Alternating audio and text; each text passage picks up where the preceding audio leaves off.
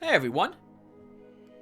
Welcome back to some more Let's Play Eador Genesis New Horizons modded. In the last episode, we reached turn 41. We are now about to enter what I consider the mid-game for claiming an average level shard, given our current astral turn of 22. At this point, we can probably safely guess that any AI which has managed to take their tier 1 provinces are probably now busy taking their tier 2s, assuming that they haven't gotten the hyper-leveling glitch and have already claimed most of the surrounding lands. We better be able to do the same. To that note, we have taken quite a few tier 2 provinces so far. Thunder Island, Standing Stones, and Hunter's Lot fell to us. We were able to get the metal, iron, from this area in particular, which will make it much cheaper for us to hire additional swordsmen and potentially crossbowmen in the future, as well as other buildings which require it. In this episode, I'm hoping we can take the Savage Wood and these barbarians out. We may have to consider taking this Lizardman lands from them, although it will be a rather difficult battle, but Daros might be able to do it with his army. We did not suffer any new defeats. We did not revert back at all as well during the last episode. For our stronghold, we still have tier 1 buildings created for our units. Swordsmen, the slingers, and the healers. Swordsmen are our tanks and help our heroes survive on the front line by taking hits that they otherwise would have taken.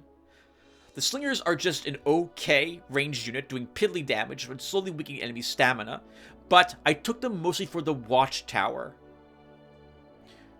And of course we have healers, very useful for keeping my swordsman alive and my warrior as well. Speaking of the watchtower, we did hire the Watchman's Guard. This is a very weak guard. It generally won't be able to defend the lands against an attack, but it does let me see further afield, allowing me to see these provinces. And this is very useful because I can get some early warnings when an enemy AI is around, and I can see if they're strong enough to take these lands. Okay, what else is there? I suppose we can see where all my other oh, actually, we were looking at our castle. Let's continue to look at our castle. We've built a great amount of the tier 1 economy cards at this point. Economy buildings. We have a tier 2 smith and a tier 2 carpenter for the weapons that these provided our heroes. We have a two tier 2 spell schools, illusion and life. And that about sums it up for our castle. For our provinces, as you can see, here's what we've built in them. Basically, almost all of them possess the buildings that increase the amount of income we are earning. And on that note, we are earning 112 gold and 10 gems per turn. Alright guys, so now that we've covered our lands, let's cover our heroes. And I have something very interesting that I accidentally discovered, which I want to show you guys as well about the heroes. Something that the New Horizons, most recent patch, I think, did to them. Maybe this was always the case, but I never noticed it before. In any case, I'm getting ahead of myself. So we have Daros, the warrior, who is level 9.5. Decent. I would have hoped by level 40 he was already level 10, but, well, we didn't get that far. But he will probably level very soon. He is moving towards the Prying Woods so that he can take out the Tomb Guardians and probably the Inquisitors there. That will level him to level 10. We can then head over home, pick up new spells, maybe hire some new units, and then try to claim a few more of the tier 2 provinces that we still have left. The Barbarian Tribes, the Savage Wood, and then we can also visit the Ratmen and get their starting quest. We'll also probably clear a few locations here in Ritual that don't involve what the Ratmen might ask for first.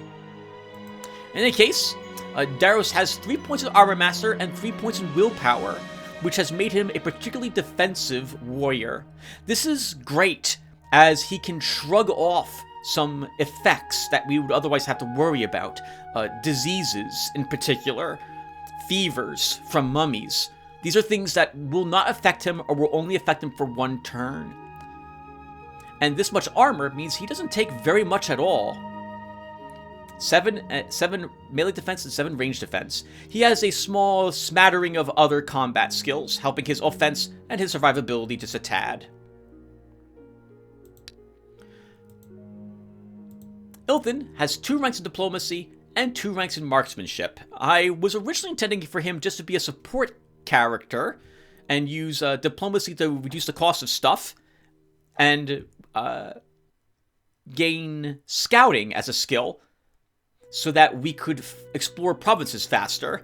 But I was tempted with marksmanship too and the promise of 6 potential slugs being killed to get the lizardman to join me, so now he's a little better at combat than he used to be.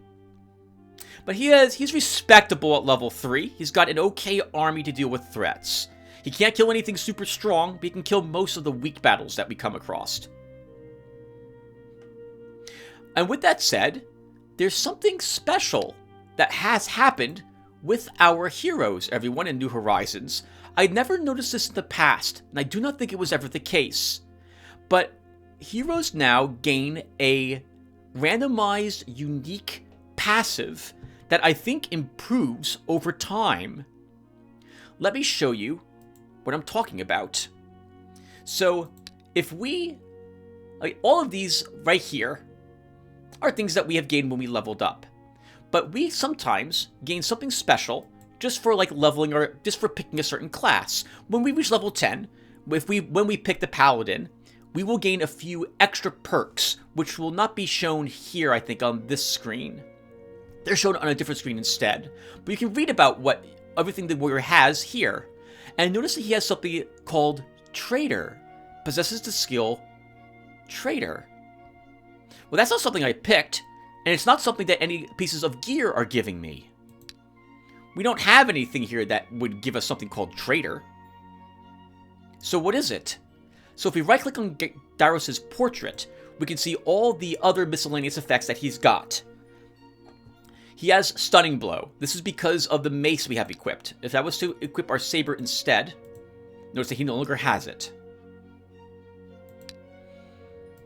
He has Precise Strike, 2 points in it, and Parry +2.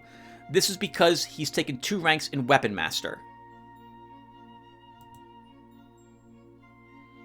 He also has 20 gold income. Nothing I have would give him that. At least nothing that that I've picked for him so far, and no pieces of gear give him this. This is what Trader is giving him, and I'm thinking this might increase as he levels as well. I'm curious to see if this number goes up when we hit level 10, for example, which is when I would expect it to happen. Ilthin likewise has a passive skill.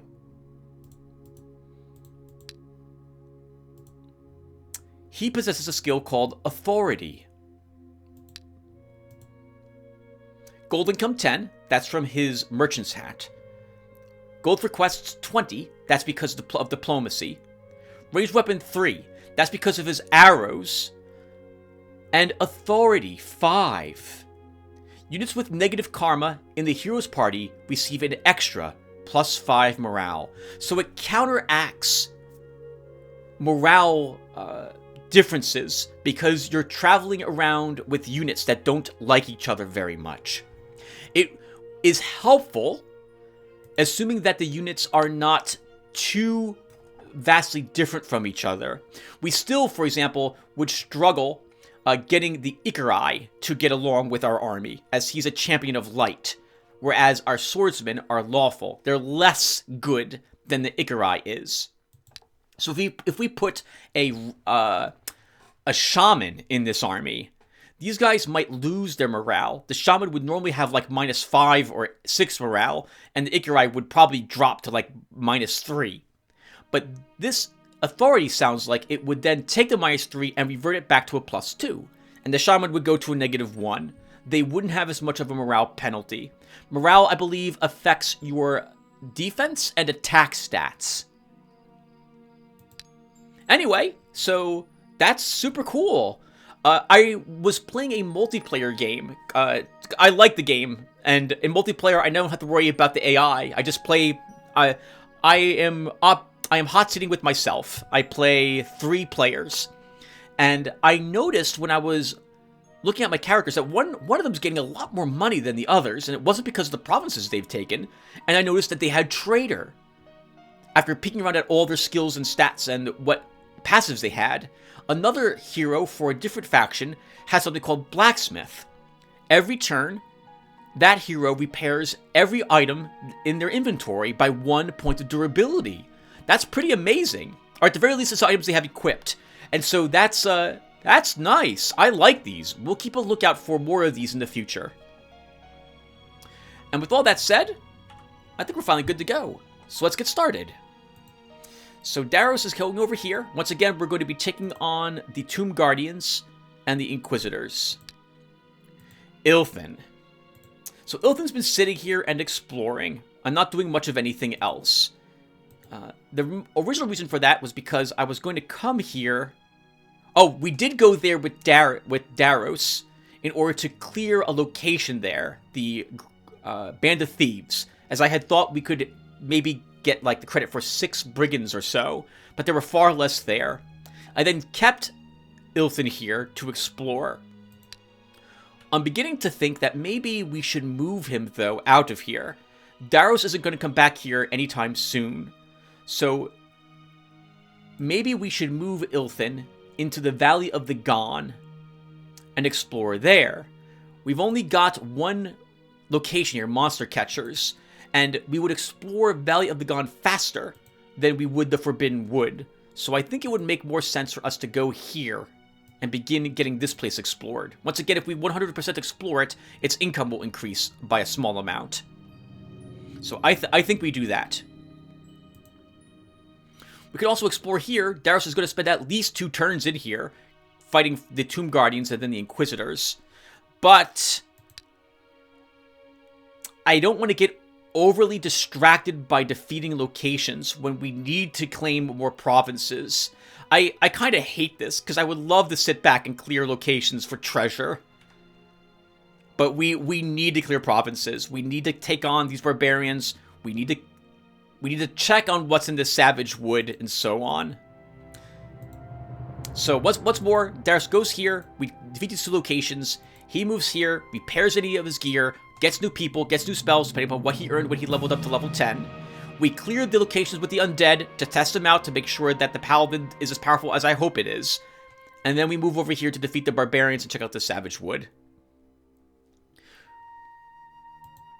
And Ilthin goes here and begins scouting. And it just occurs to me, by the way, everyone, did I build a guard this turn? We did not.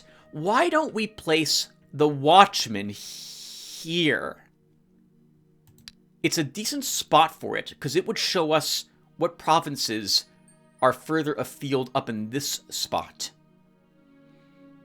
If nothing else, I'm dreading seeing the AI already up there, but I would like to know if that's going to happen now rather than later. So let's do it.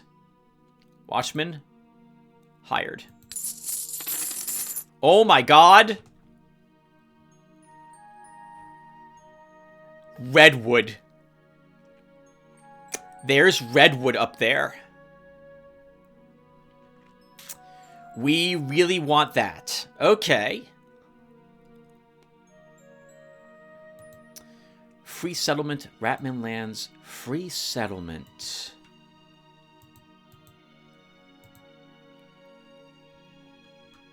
Okay.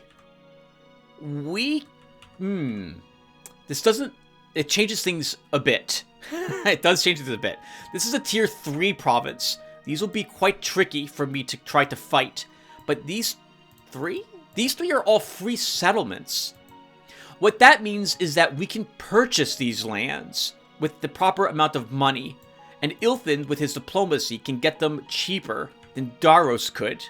Let's see how much money we can end up... Maybe we do stay around here with Daros and clear locations to get money and Ilthin purchases these 2 lands.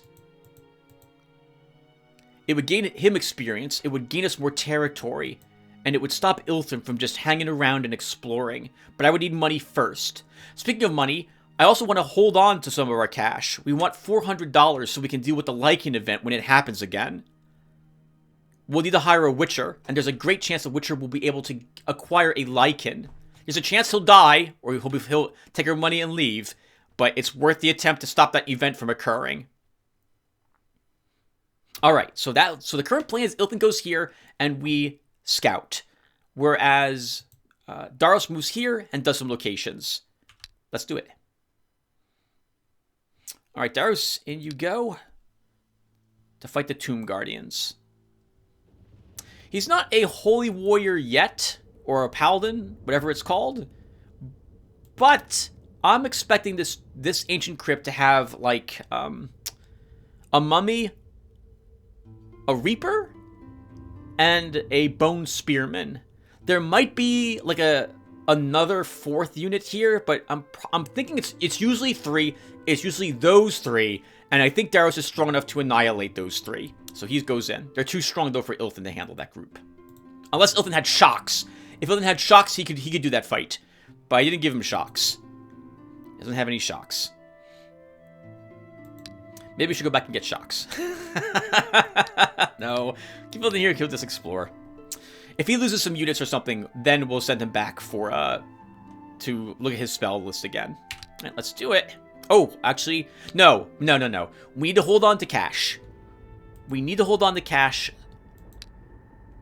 I need to hold on to cash. I need $400 so we can afford the Witcher cost. We just end our turn. Yes, Tim, that's correct. End your turn. The hero Ilthin has returned from his trip. He did not find anything unusual, but he managed to explore 3% of the land in the province of Valley of the Gone. Continue exploring. The hero Daros approaches an ancient crypt. It looks like a burial vault of some ancient ruler or great warrior, and one is sure to find something valuable among the belongings of the deceased. And to encounter those guarding the peace of the dead as well. 3 enemies: Bone, Spearman, Mummy, and a Reaper. Exactly what I thought. So I think we fight with what we've got. The shield, our saber. Let's go in and beat them up. Our little slinger will do nothing for this battle. The rest of us will. I mentioned that only because he's on the hill, which is where I would normally want him, but this mummy's going to be in the forests. These are skeletons, so these things are completely immune to any range damage this little slinger would do. So you're not going to be helpful at all, Slinger. I guess just in case the mummy moves into a spot where you can actually put a point of damage potentially on him, we'll keep you there. As for the rest of my units, I would like to kill this Reaper first. I'll have to kind of get lucky to one-hit kill it, though, with the equipment Daros is currently Oh, no! Daros will have magic weapon put on himself. Let's put him here. Our fairy can cast haste on him. He can move 1, 2, and put magic weapon on himself at that point. That sounds good. And let's do it. Okay, the Bone Spearman's moved to the position where it can throw its spears and be annoying, and I can't reach it thanks to the pond being in the way. But I don't care about that overly much.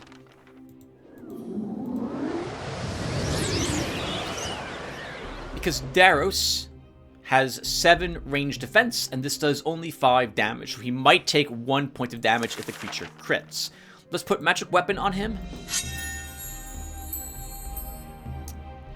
And let's see what this mummy does on its turn. If it moves here, I might need to swing...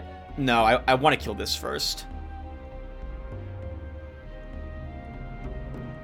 If it moves here, we might have to move my army up and take some damage from them, but we will see. We can always move back and up as well to avoid engaging it and let this Daros kill everything.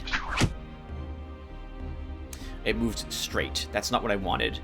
Let's take the hill and kill the Reaper. The mummy will move up here to attack him.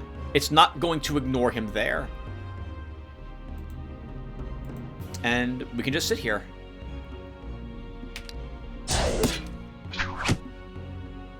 And Daros is completely immune to the effects that this mummy would normally apply to him, which would be putrefaction.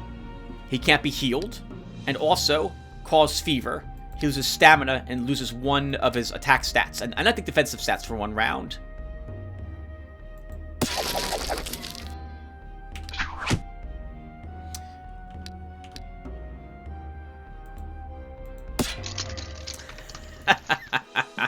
So this is what I think, oh, who was it? I think it was you, Dennis, was talking about. A warrior is able to single-handedly slaughter entire armies later on in the game. And the army we're bringing with us isn't really necessary. But I view it as, I like having an army with him. And as we level Daros, we will begin fading out the swordsman for more range units of some sort, or support units, like fairies, for example, to make him stronger, so he has an easier chance of annihilating all the enemies. We have gained a Chaos Spawn Ritual Scroll, not very useful. A Bastard Sword, fully repaired. Another Bastard Sword, we're going to sell it. This Char has become a real bastard. And the Sphere of Ice, the Tier 3 spell school we are looking to unlock here. I don't think we get to keep this if we lose the shard, but that would be nice if we did. But I don't think we do. This does mean that I'm tempted to make the Sphere of Winds, because this is a Tier 3 spell school now. We'll think about it. A bit of cash and a bit of gems. Not bad, by the way, for that battle. Alright, Daros. What are we fighting? It's going to be the Inquisitors next. And Daros will actually equip his double-handed sword for this fight. You sure, Tim?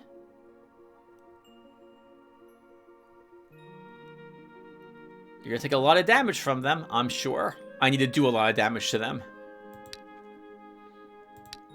Ilthin keeps exploring. We have the money now to pay for the Witcher, but we're just going to hold on to that money so that we can pay his fee. Why don't we improve the morale here? Oh, we can't. Extravaganza is 4 more turns until it is off a cooldown. Let's just end the turn then. Oh, actually, we can afford a granary. Let's build a granary someplace. I'm probably not building anything else in these provinces, and if I am, I can destroy the granary later. So, we'll just build it. And oh, you know what? I forgot about that. It does increase population growth. So let's put it into our new lands here. To speed that up a bit. I forgot that it actually... I always forget that it does that. I think the granary only helps with famine, stopping that event from occurring, as opposed to giving you anything else for the province. I'm not building anything with Devastating, I'm saving for later. While exploring the province of Valley of the Gone, the hero Ilthin has found something unusual. Ancient ruins. Let's explore it. The hero Ilthin has approached the deserted ruins of a city of the ancients. Often, an ancient artifact or some treasures hidden by the current occupants of the ruin can be found in such places. Scouting has revealed that the ancient ruins are not as deserted as they may have appeared at first sight. 4 enemies, a ghost whisperer, and a wolf! Hey, we can do this! This is just 1 whisperer and 3 wolves. How's your current equipment? Yeah, you're set. Let's do it. What's your range? 5? How about you're at 6? 1, 2, 3, 4, 5, 6. We need to keep you kind of there.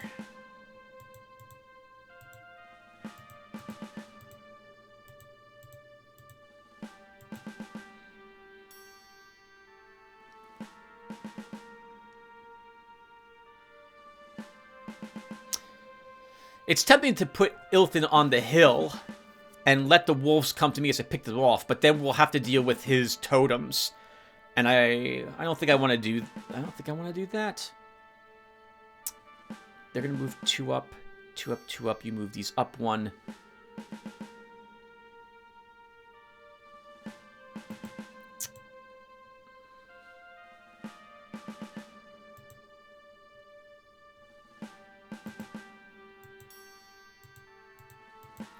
Let me just 5, 1, 2, 3, 4. You got to stay there, Tim.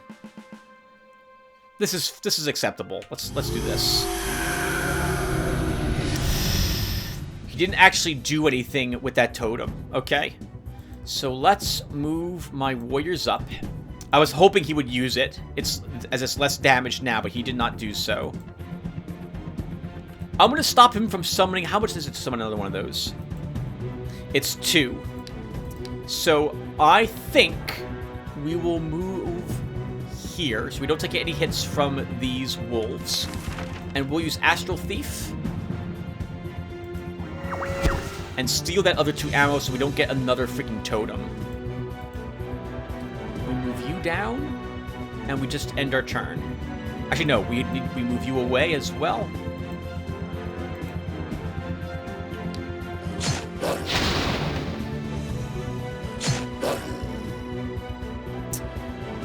Okay, not bad. This is almost over. So let's move you up here and heal our leader.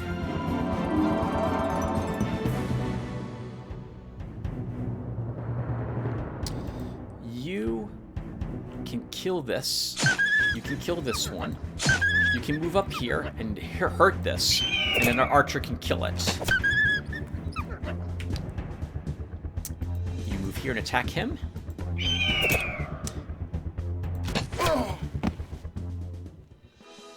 Good job, guys. Attack or counterattack. So because he's got agility, he won't actually counterattack very often. So let's give him attack +1. Nothing. 61 bucks and 4 gems. No other treasure. It's an easy battle, so I can't really complain. While searching for treasure, the hero Dairos has approached an ancient temple.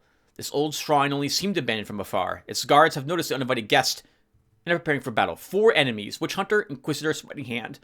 We're going to have 1 Witch Hunter, maybe 2, 1 Inquisitor, and 1 or 2 Smiting Hands. 2 Smiting Hands. Okay, how are we doing this fight?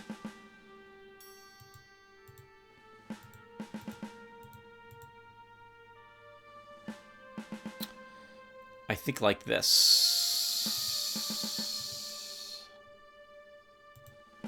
I wouldn't mind hurting this guy to start. We're going to have to heal our Slinger.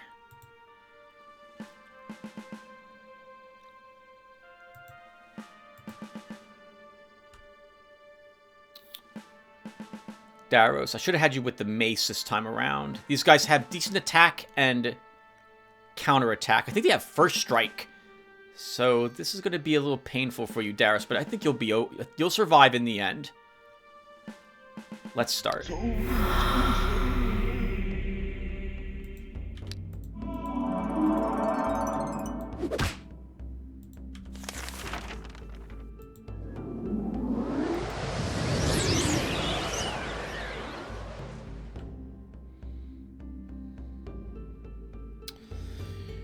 Guys, I'd rather you not fight both of them at once. If I move you here, one of them will use Forced March to hit you. What do they have again? They ignore half your armor. Oh god, you've only got 2 armor. So he's going to hit you for 8 damage. Forced March, Vigilance, so they still attack you even if you have counterattack. First strike? First strike, so they get to attack first when you attack them. Demon Hunter too. We don't care about that. Okay. I think we do move you here. Dairos, you'll be dealing with the Smiting Hands to start. Our army marches up. Where's my guy with this? There he is, okay.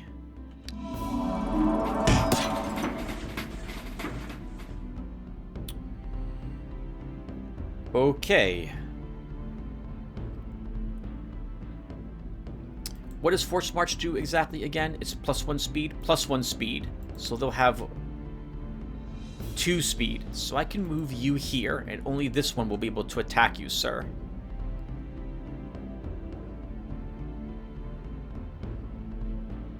So we can do this with... Oh.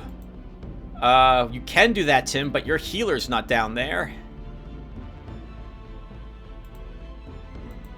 We'll keep hitting with our slinger. This is actually really cool that my slinger actually is doing something incredibly useful and distracting this guy, forcing him to use his heal spells on himself. I like that. I will keep you there. You move up.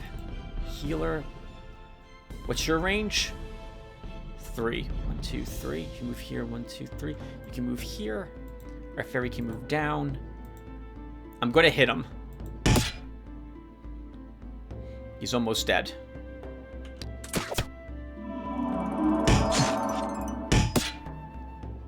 Okay. This is working out well so far.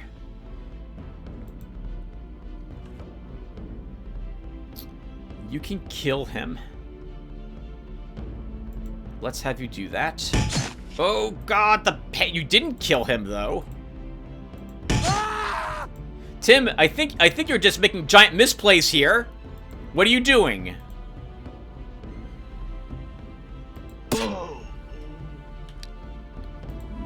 And we have to heal him to keep him alive. Move him back and get him healed.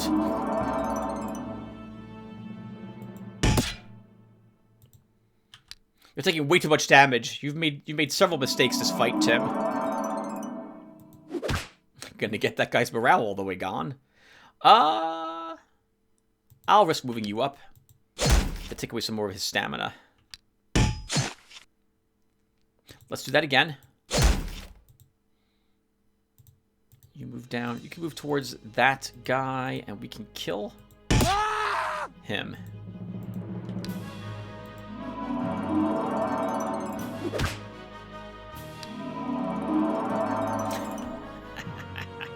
Stop doing that. Let's rest.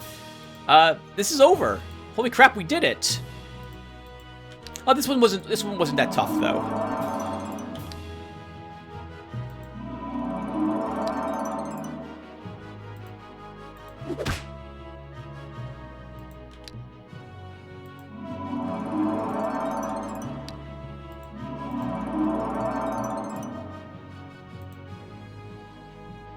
If I move here, he'll charge down to kill himself so that we can't heal. I'm just gonna wait. We have 2 more ammo on our healer. I can't think of why we wouldn't use it.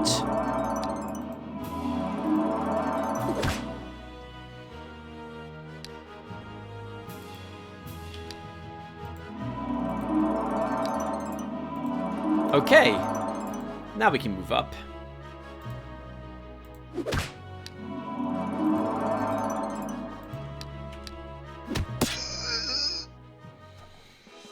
$96 and 1 gem for the fight.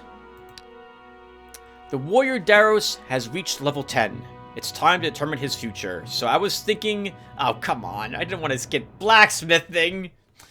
Alright, well, I'm not gonna have much of a choice. So we have to take this if we want him to be a paladin.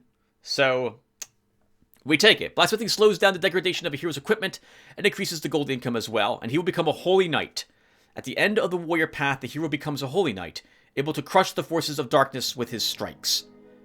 A holy knight knows how to heal his own wounds. Alright, we'll gain plus 10 more income, so that'll give us 30, which is good. And Mice Ironware means he can go longer before having to repair his stuff, which is also good. But man, I wanted just about anything else but blacksmithing here. Actually, anything else would have been more useful than blacksmithing.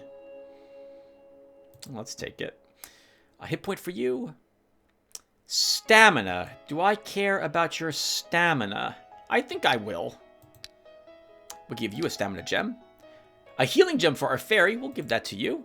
A stamina gem for our slinger. We'll give that to you. And a bardiche. $261 and 18 gems. It's a weapon. It's a green weapon. It has first strike. Is it better than my bastard sword, though? Depends upon what we're fighting. I can't have Darius walk around, though, with half an inventory filled with miscellaneous gear that might be useful to him in some situations.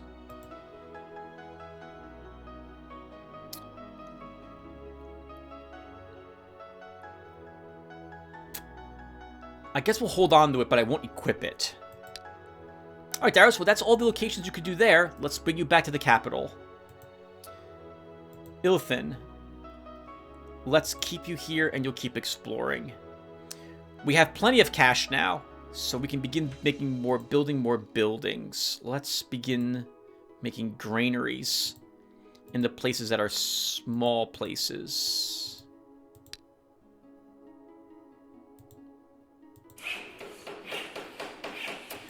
And I think if I build... I think they're so expensive.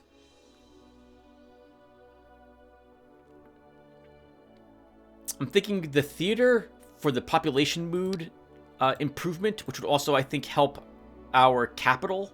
It would make these people content as well. Or we could build the crossbowmen's school and just take that now. We might be glad to have that for the guard's guard. Let's build a crossbowmen's school first. Alright, and those are our 4 tier 1 schools all done. And I don't need any of them at the moment. End our turn. While exploring the province of the Valley of the Gone, the hero Ilthin found something unusual, an abandoned temple. Examine it. While searching for treasure, the hero Ilthin has approached an ancient temple. Well, has approached an ancient temple, that's right. This old shrine only seemed abandoned from afar. Its guards have noticed the uninvited guest and are preparing for battle. 5 enemies, skeleton, bone spearman, and a zombie. I think we can win. It'll be tricky, and this I think we need a shock on Ilthin, but I think we do this fight. Let's attack. I like seeing the hills at those locations. Their bone spearmen will probably be here or here. Let's do this to start. And go.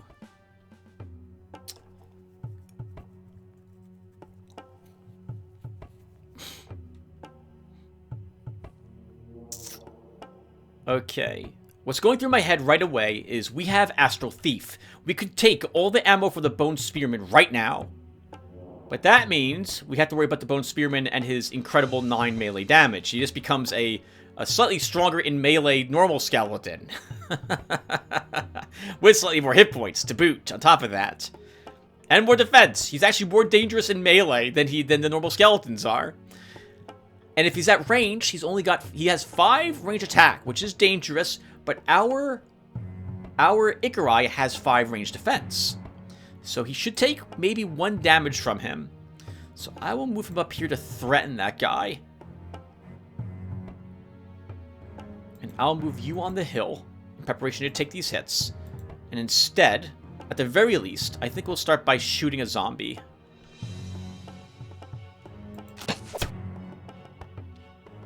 I'm going to move you...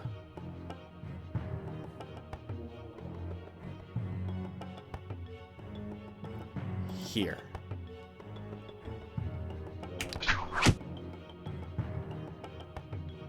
This is acceptable. I'm just going to keep my Ikari here to keep this guy distracted. He can just hit him a little bit each turn.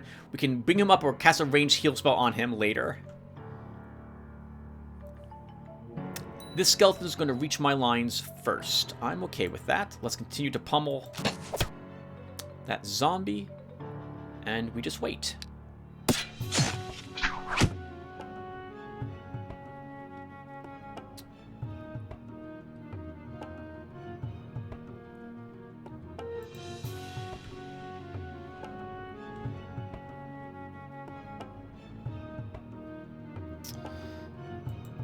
Okay. I think we move him down to plug the hole. Guarding our healer. This guy kills that skeleton. This one's going to reach us, but this zombie will reach him. We can kill the zombie, though, with my scout. So let's do that to stop taking that damage. And that will be fine. That's fine. Okay, Ikurai has managed to distract that guy. Let's now heal him for all the damage he took. And then I want to kill this. I think we can kill this zombie. It's 24 hit points. We hit it for 11 here. Maybe 10. So it's got 14 left. Yeah, we can kill it. We can kill it this round.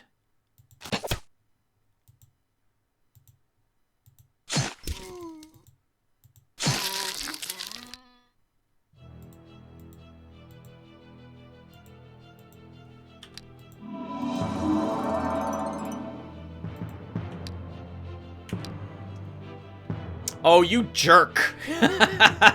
How clever. How clever. But I'm just going to move back a spot, and we'll let you come close to us anyway. I hate you and your clever movement. You jerk. Let's move down then instead.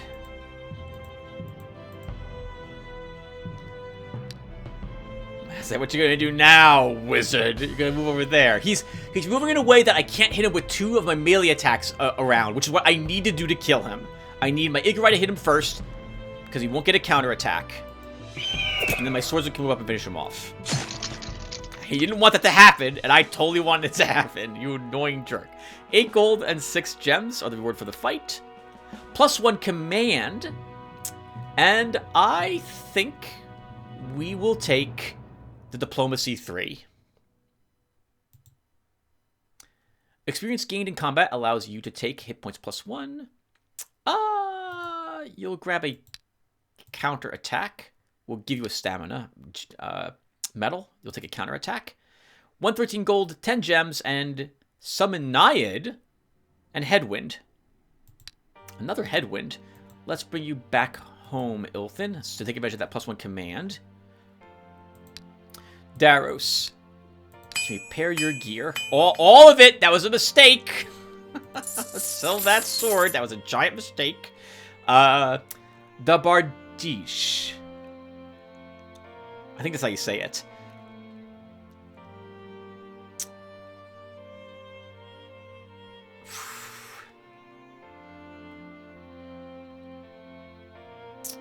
I think I prefer the Bastard Sword to this. You will stay here, and I will just vendor this other Bastard Sword as well.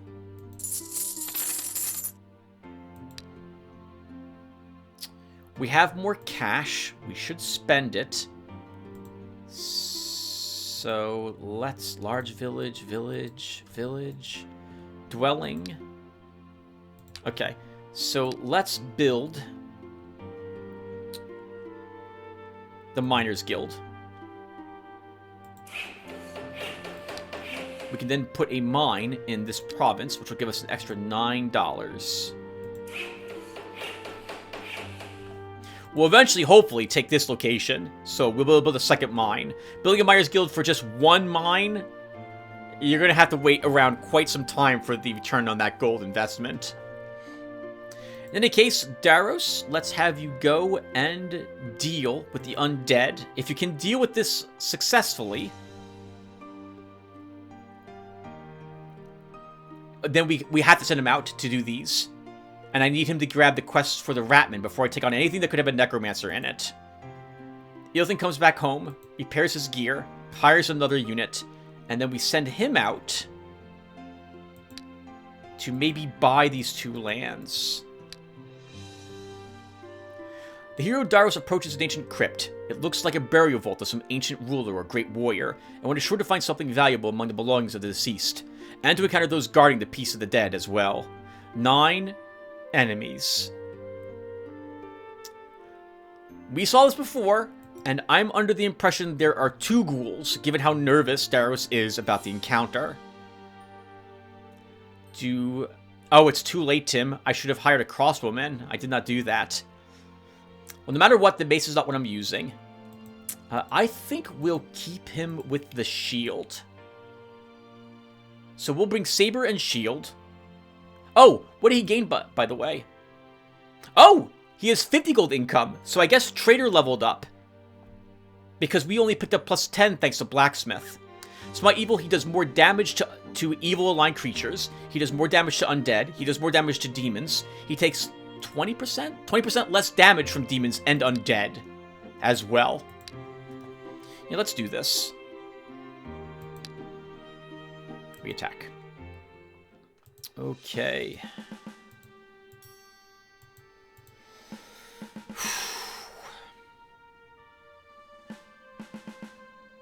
Their bone spearmen are going to show up here. Hold on, stop. Look at the terrain, Tim, before you place your units just to receive the entire undead charge. So there's no reason to do that. We have a little area here that we're probably going to get one undead traveling down. So let's set up such that we can have 2 swordsmen here to deal with whatever that undead is, with our slinger helping. Hopefully it's a zombie. We'll do something like this. No, not like that. Let's do something like this.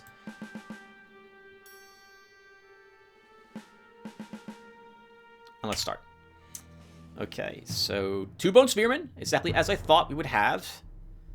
And you can't stay here, or you're dead. Let's move you back. You move up. We get you out of the swamp. What are these bone spearmen? They do not have the ability to lower my armor. There are 2 ghouls. Okay, this will be a good test. I think Daros will be immune to the ghoul's disease.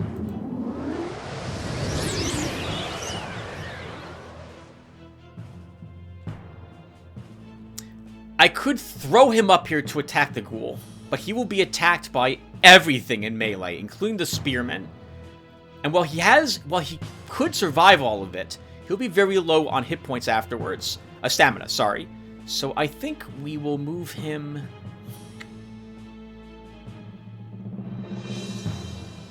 I think here. And he'll be attacked by not quite as many things.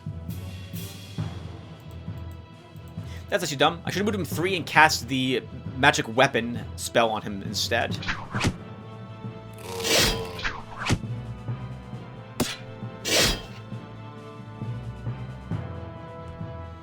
Daros is not affected by the disease of the ghouls. Perfect. But he also won't kill this ghoul.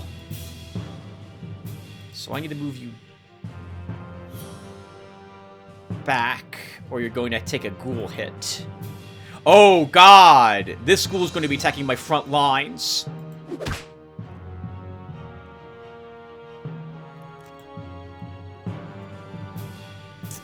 Let's move you back here, Daros, and you'll use magic weapon on yourself. We'll kill the ghoul, but we're going to have a heavily exhausted and weakened 2 warriors here in the interim.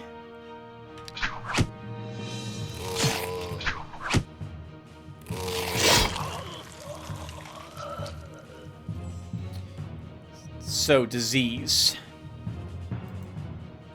Loses 2 stamina each turn. Attack attributes lowered by 3. Speed by 1. So he is not very effective at fighting any longer. 1, 2, 3, 4, 5. I can't move my healer up to heal him either. And I won't pull him back quite yet. And we have a skeleton coming down the pipe as well. Let's leave this warrior here. He can kill this.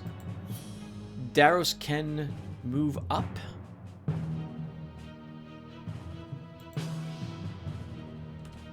Can we kill one of these? Probably. Now I can move you up here. Assuming this guy doesn't have 3 movement. He does not. 2, 3, 4, 5.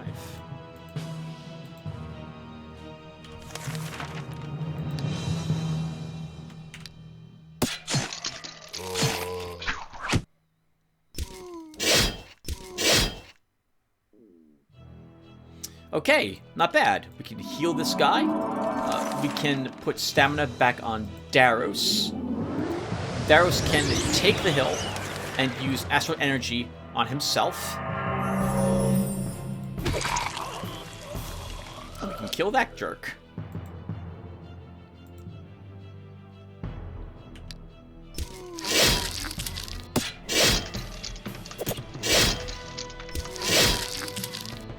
Very impressive, Daros. This is what I was hoping to see. I like this. Let's heal this guy. Can rest.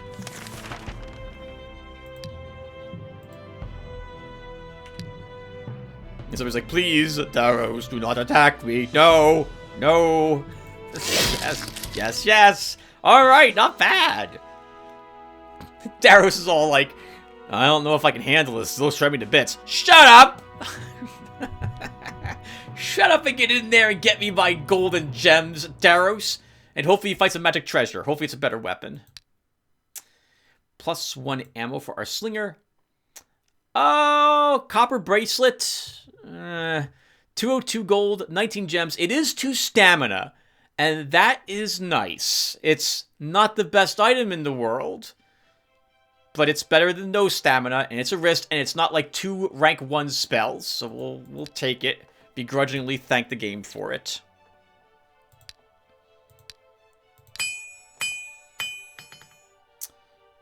And that goes in a bracelet slot. Ilthin. So you came back here, and we wanted you to have another unit of some sort.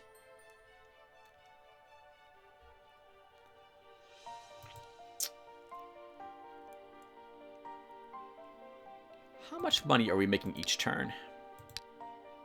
134 a round.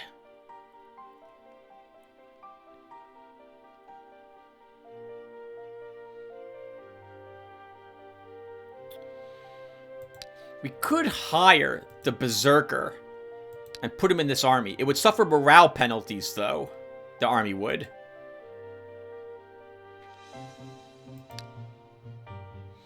No, that seems like a waste for Ilthin to hire the Merc. We're not going to do that. Maybe we hire a crossbowman.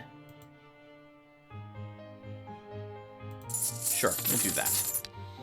And Ilthin, you're marching up here to convince these 2 groups to join us. We're going to buy these lands.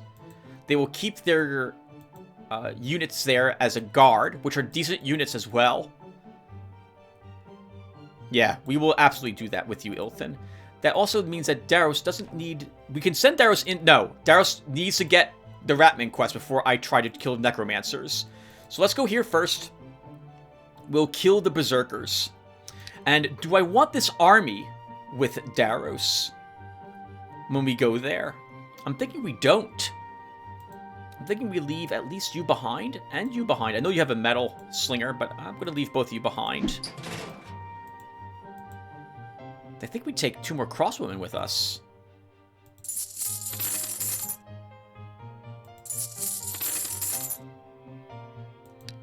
I would take all crossbowmen with me, actually, but we'll see if this will work. I think it will be okay. Actually, I don't know what this army consists of. I'm hoping and guessing it consists of the same things that this one did. That there's 6 or 7 enemies in there. One of them is a shaman, one is a berserker, and the rest are barbarians. I guess we'll find out. It'll take us 2 rounds to get there. And is there any place else that needs a building?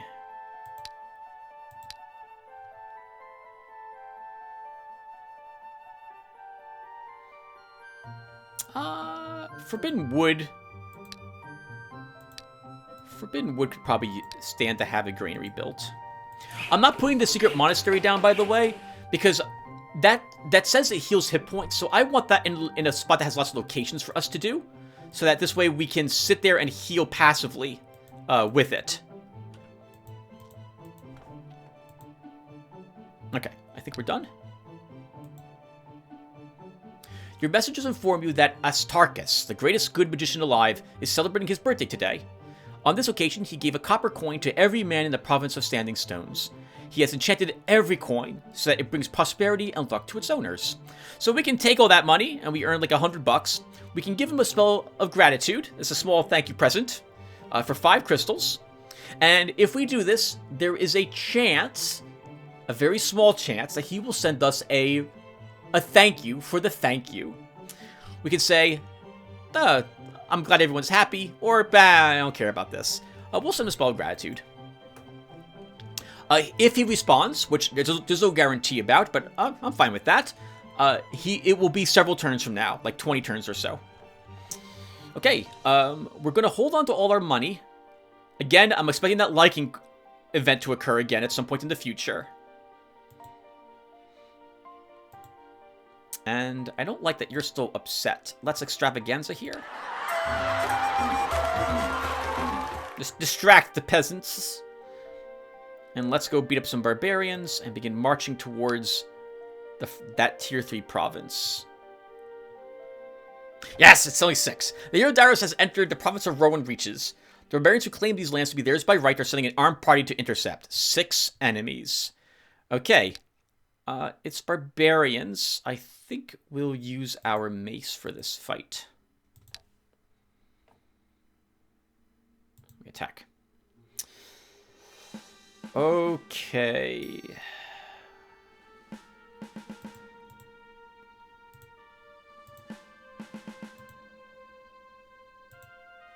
God, I don't want to be in the swamp, but I don't see any other alternative.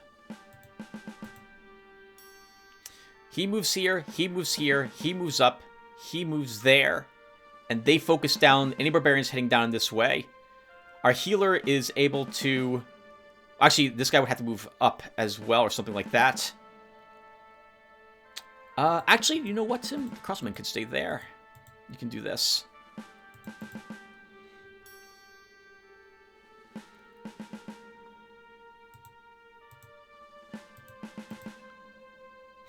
Daros will be the one to tank the Berserker. Let's start.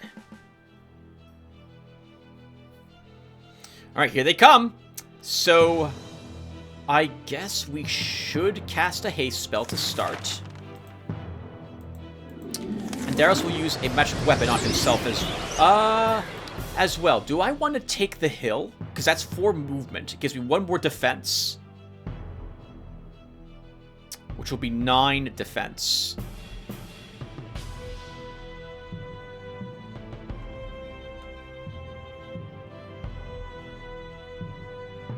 I think we move Darius... Oh... No. We'll keep him there. He'll magic weapon himself.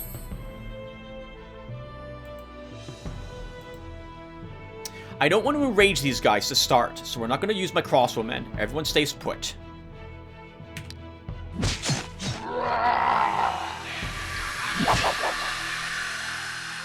You jerk. You moved up and threw an axe, and that did nothing to me.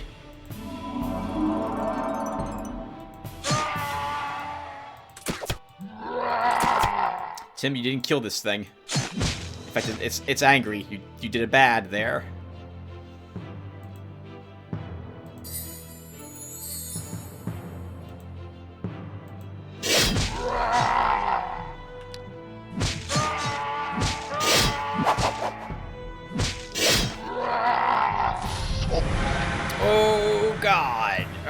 Pull you back.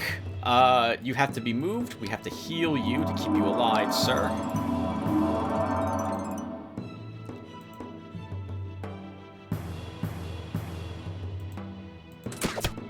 Put a tiny bit more damage on him. I don't think we can... Oh, we might kill him this round. He is unscrupulous.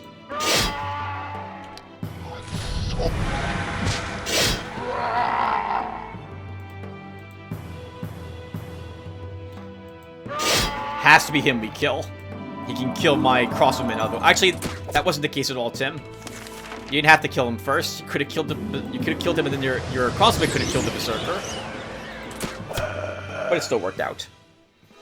A pole axe, a one-handed +4 attack +1 counterattack weapon. Not useful for us. But still, that was spoils. You don't have shield bash. Let's take shield bash. I generally never take force march. We'll take ranged defense. You'll take a point of defense, little fairy. Okay, time to purchase some land. Daros, what am I doing with you? I'm a little nervous about the Savage Wood, but we could just skirt it. Actually, first, what locations are in here? We can kill that, we can kill that, we can kill all of these. But also, Ilthid might be able to kill all of these. They are tier 2 locations, but if they're weak, he can kill them. The Brigands, though, actually is something Daros should kill, so that we get a crystal reward. Tim says, as he looks down at the timer to see how much longer it's going to be before he stops recording the game, so we can back up all the save files and see what the crystal reward is. Off screen without anyone knowing, because Tim cheats like that. We'll come back for the Brigands, though. Let's, do I want to do the Savage Wood? Oh, man. So, if it's Pegasi, we're going to lose my army, but Daros will live. If it's spiders, we could lose everyone. If there's 3 spiders, we're fine. If it's 5 spiders, we can't handle 5 spiders with Daros's group. If it's 4 spiders, that's gonna be really flipping close if we can handle it or not. If it was 4 spiders and we had 4 crossbowmen, we could handle it. The spiders will spend all their time webbing Daros and stopping him from doing anything for as long as possible. And it's so flippin' annoying, but it's very effective. And this piece of trash.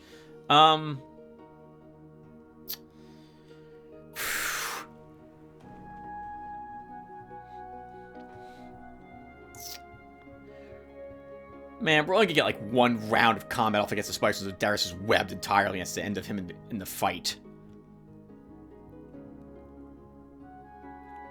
I'm gonna have to revert if it's 4 spiders, but we're gonna give it a try for the viewers at home. Hope you viewers are happy! Let's do it. Come on. It'll be Pegasi. You'll see, it'll be Pegasi. You're worrying about, and you'll lose your army instead. And still have to revert. Oh, I don't want to revert twice before turn 100. Turn 48. Oh, by the way, everyone, just in case you forgot, I don't think I mentioned it, but it was turn 50 that I had encountered Orinor, I think as the first enemy master on this shard. And I saw he was probably level 60 already, because I think he had taken these provinces already. So this is promising that we haven't seen anything like that at this moment. In any case, we should build something here. So let's build a mill to start. And let's do it. Oh! I see the picture! The hero Daros has started working his way through the untrodden jungle of the province of Oakheap. Fortunately, he manages to notice the huge spiders crawling about in the dark thicket before they rush to attack. 4 enemies. Giant spider and bird eater. It's probably 2 giant spiders and 2 bird eaters.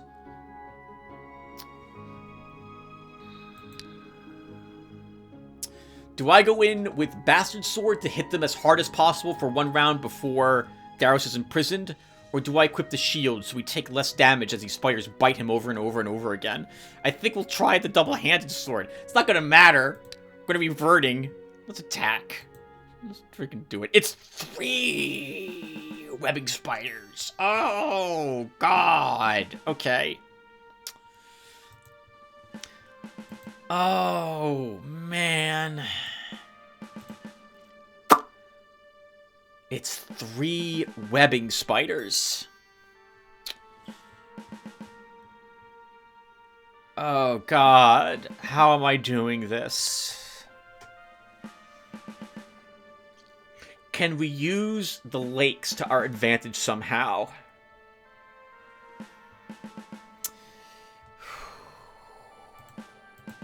Possibly.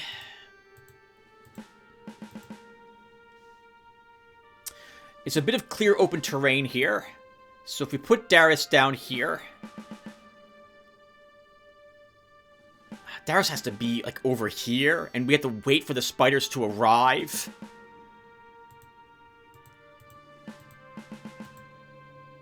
Oh, little fairy. We're gonna lose you. We could maybe use you as a distraction. We could hire another fairy. We can hire another fairy. So,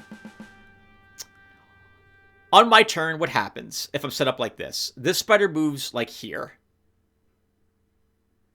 This spider moves here, or straight down. The web eater moves, the bird eater moves down, this spider moves like there.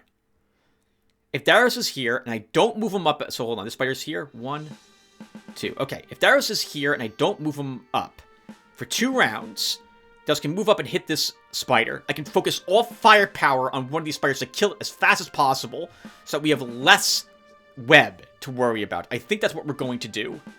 It means we're probably losing everyone else in the army, though, while I'm doing that. But we're not gonna have a choice.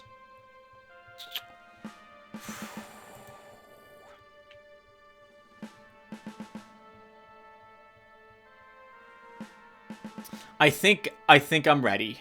Let's do it. You didn't move how I thought you were going to move.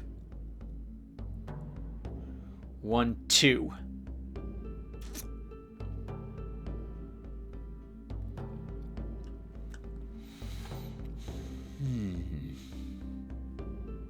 If I can kill one of these spiders,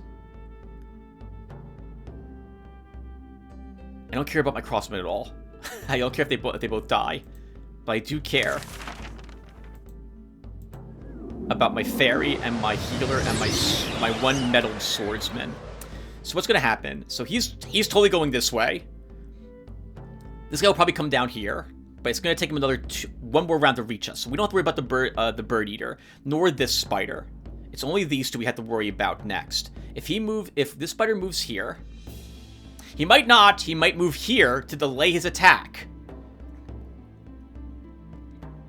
and stay out of range of my crossbowmen. If I move, okay, so he's gonna. I'm hoping he moves here on his turn. If he does that, I can set up to hit him very hard with all the swordsmen and Darrow, so we can kill that spider immediately.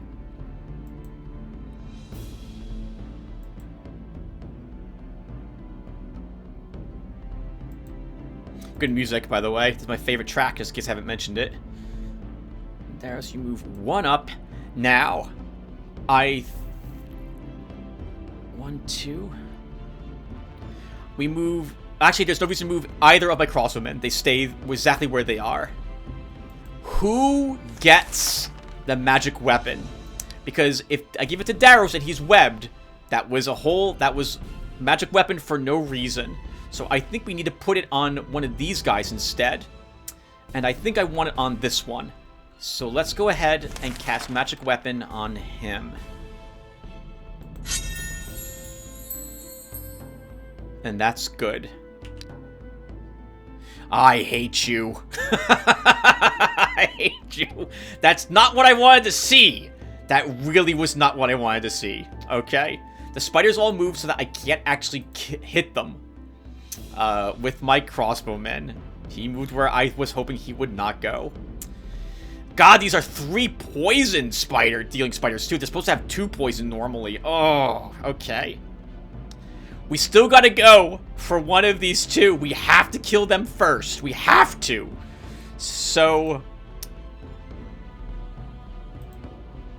how am I gonna do this?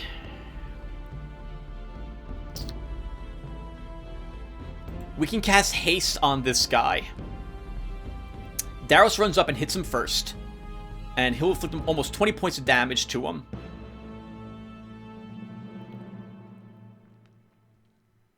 So let's do that to start, right? There's nothing else I'll be doing with Darius. So we move him up and almost kill it. We can haste this guy next, who moves up and kills it. Wasn't counterattacked, so that means he's not suffering any poison damage. This guy moves up. Our healer moves up. And God, I hope this guy moves here and webs instead of moving down to threaten my back line. This spider probably is going to web Darius, as is this one. He's going to move here and attack this warrior. He's a softer target than Darius is. We're going to begin working the body of that bird eater.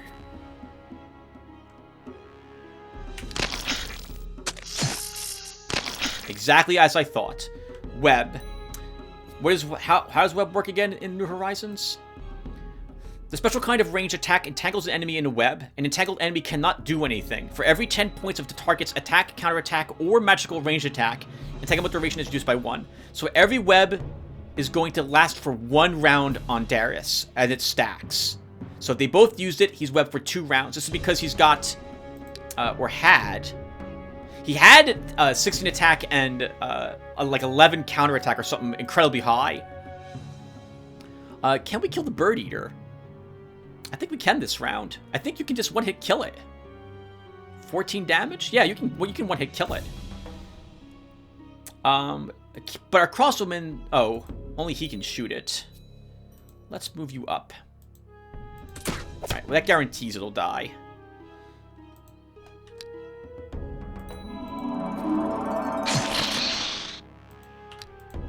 That's right. Let's take away all your freaking stamina. You take away all my actions. Let's take away all your stamina, you jerk. Let's cast haste on a crossbowman. Oh, interesting. I wasn't expecting you to actually move up and attack my people. I thought you would keep webbing Daros. I'm kind of glad that you are doing this. Can I kill that spider in the forest now?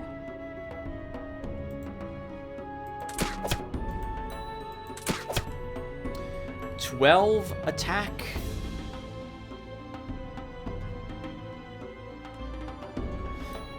You're gonna die if I leave you there. You're both gonna die. We'll pull you both back. They both can't reach these guys. So... Oh, I can't heal him, though. He's dead anyway. That was dumb. I should have killed this then. Oh. Okay. That wasn't at all... That wasn't how I would have done it, but thank you. Let's heal. Here. Heal. Here.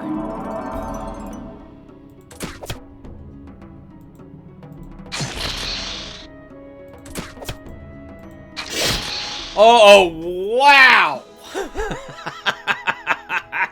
That went better than I thought it was gonna go. 105 gold, all of them are wiped out. Darius gained a level. Do you have this medal yet? You do not have this medal yet. Can I afford the gems for this for a little fairy for +1 more range on the haste?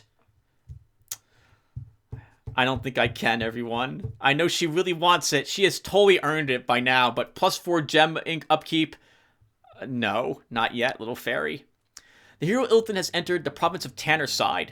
A band of local militia is advancing in his direction. 11 enemies.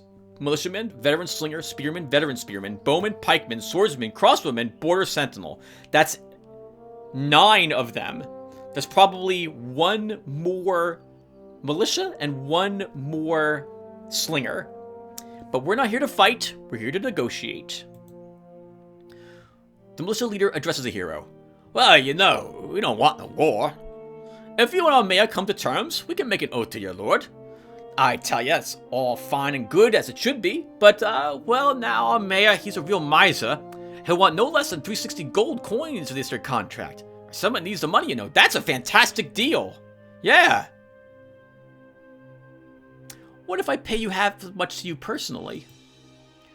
The leader scratches his head, then smacks his lips, wheels turning. At last he utters swaggeringly, well, that I can do. Deal.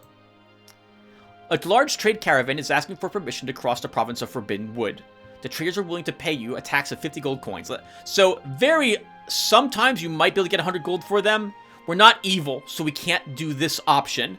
So we will let them pass and take 50 gold. The traders pay you 50 gold coins to pass through the province of Forbidden Wood. Excellent. Deliver to the treasury. Not bad! 180 only to purchase that. That was really amazing.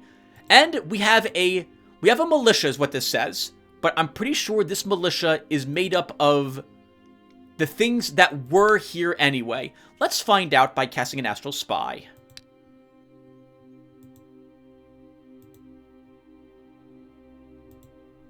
Yep. So this is the army that is here normally. The Astral Spy lets you check on... I think you can only cast Astral Spy on your own province. I think if anything was very close to leveling, this might level it as well, but I don't know how... I don't think we're going to be doing that. I suppose this does let me see what the terrain looks like. Let's see. So this is a decent army. It's not... If the enemy is able to take tier 2 provinces, this might kill one or two things, but it's not going to win the battle against the enemy army. But it's a good defense, and it will mostly, hopefully, shrug off random events that attack this province.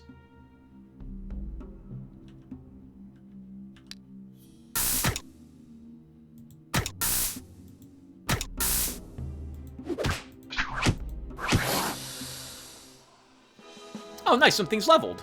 Hey, we get a thief! Sure, I become a thief. Oh, that might have impacted the morale of everyone in that army, though. That might have been a giant mistake. Crap. It's too late. I've done it.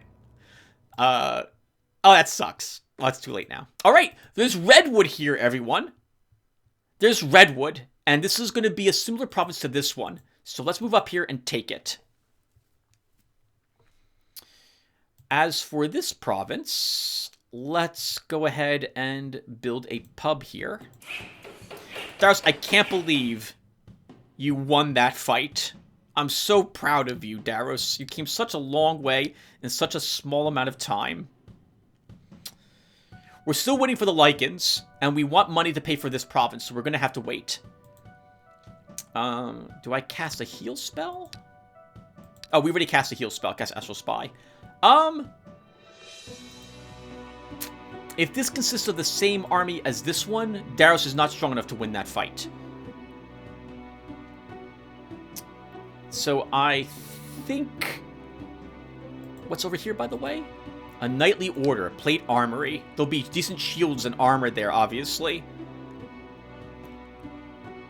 This will be a good place to build our secret monastery and use this as a jumping off point to explore the lands around here. First off, let's have Darius, no matter what, talk to the Ratlings and see if we can get their quest. I guess as long as we're stepping in there, let's also equip this as well.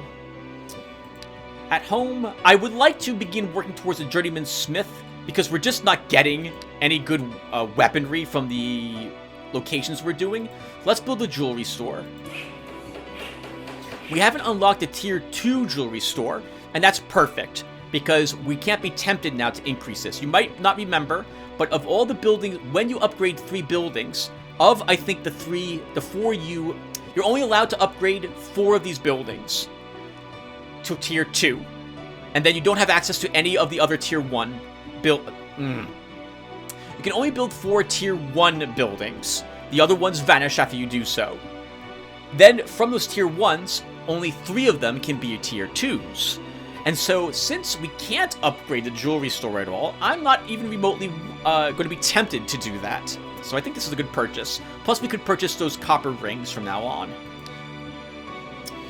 Yep, Darius is going to get that quest. And everyone, we've been playing for almost an hour, so we'll take this province. Actually, we'll play for an hour and a half. We'll play a little longer. The hero Darius crosses the border of the province of Golden Woods. His presence can hardly be hidden from the ubiquitous rats, so they have crawled out of their shelters. 12 enemies. Giant Rat, Ratman, Plague Warrior, Shadowclaw, Plague Shooter, Plague Master. They will annihilate our army. Darius might be able to last a little longer because of his high resistance, but he's no match for this. But we're not here to fight them. We're here to negotiate. On its 4 paws, a fairly large Ratman came running swiftly out of the crowd, and at respectful distance, he straightened up to his full height. He squeaked in a very unpleasant voice. "What you want, man? This is not the place for those who do not honor the grand rat, man. Away.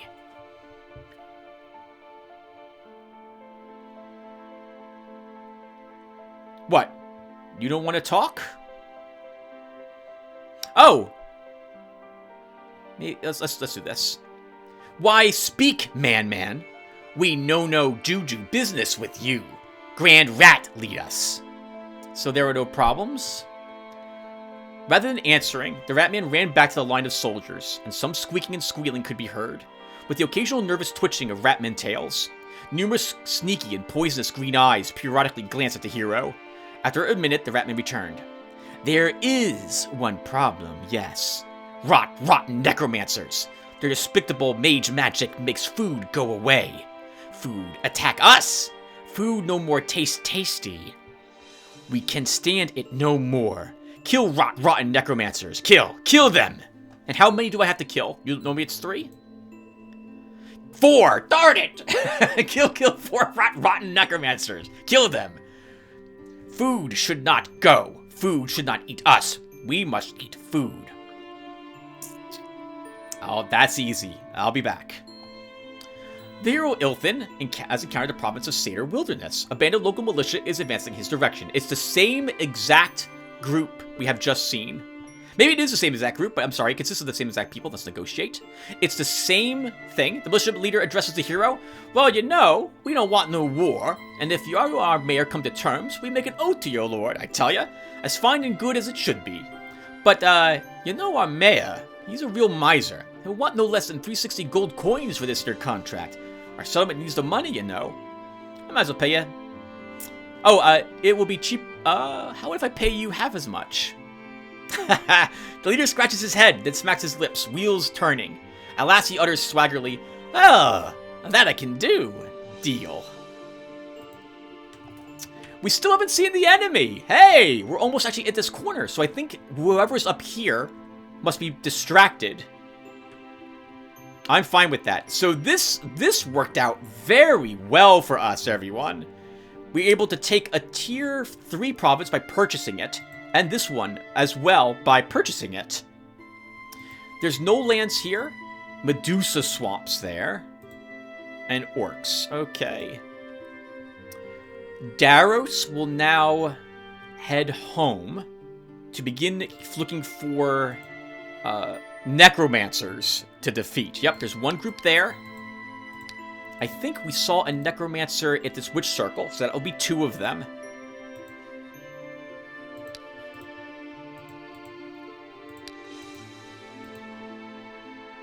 Okay, so that's 2 of them. There's brigands here. We'll want to do that fight as well. And as for Ilthin... Oh god, so many dragon cults all over the place. Well, I guess we'll have him go back to this location, as it's currently... This little red house means that we can no longer grow. More of it needs to be explored. So we'll go there and do that with him. We should build a building, though, so let's build... Oh, right! We have redwood now, too, everyone! Let's build a pub here first. At home... The theater is no cheaper.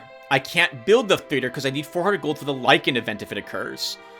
So, but can I build anything else?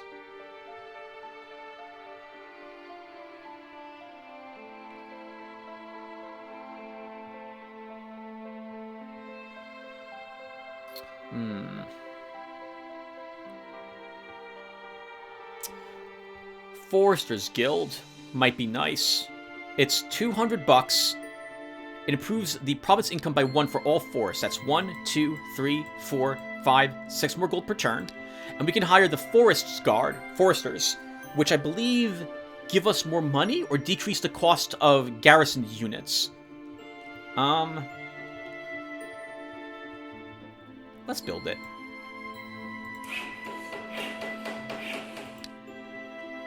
And we're now earning 155 a turn and 10 gems.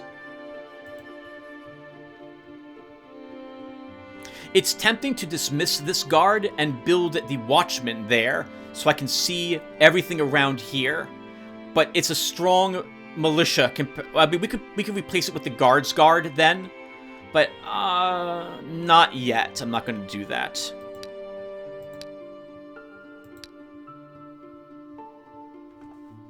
Darius is so close to leveling. I bet you we could explore with him and he'd level, but no, we're going back home.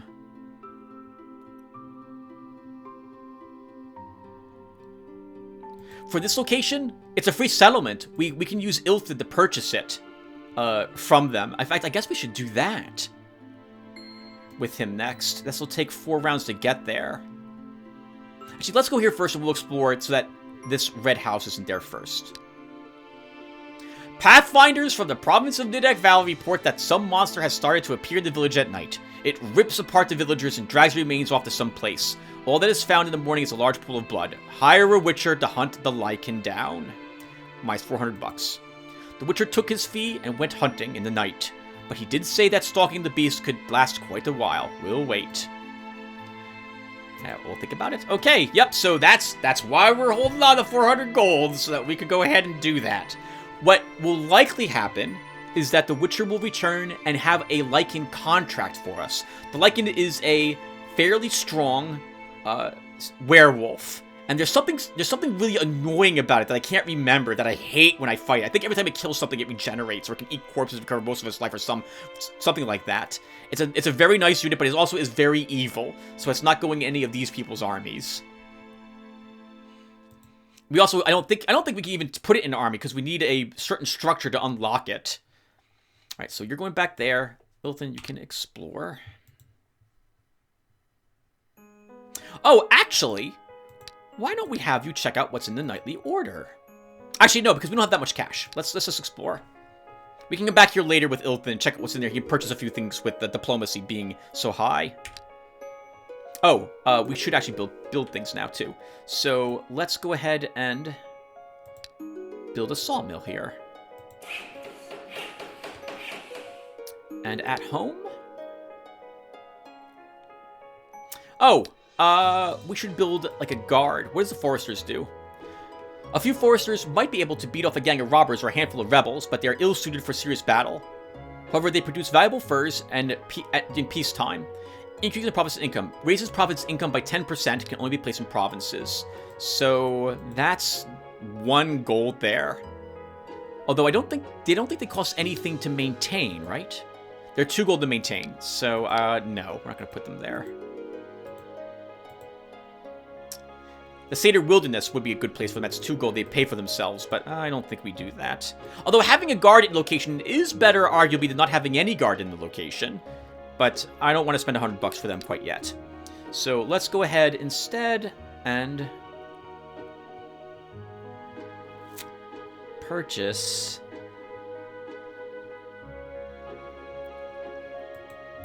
what does it take to make the Tanner's store?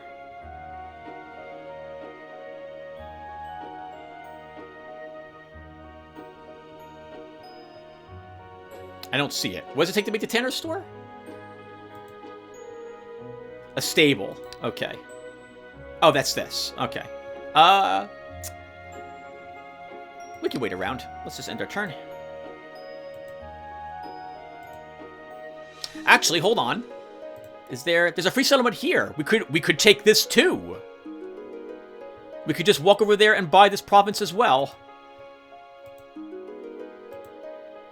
So, by doing this, we're losing money, and it's battles that we're not doing. But it does let me take advantage of Ilthin's diplomacy. And, well, it's more provinces. We can put guard in them, and we might not be attacked by an enemy Astral Master so soon. And I'd rather take this than have the enemy take it so early.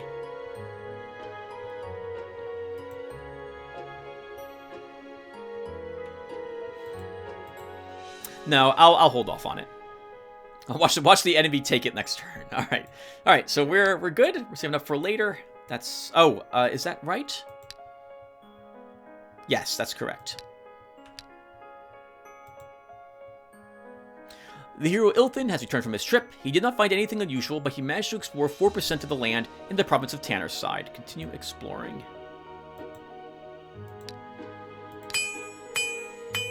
Repair your equipment. There are other things for sale here now, but I think the first thing I want is the stable. Let's build this.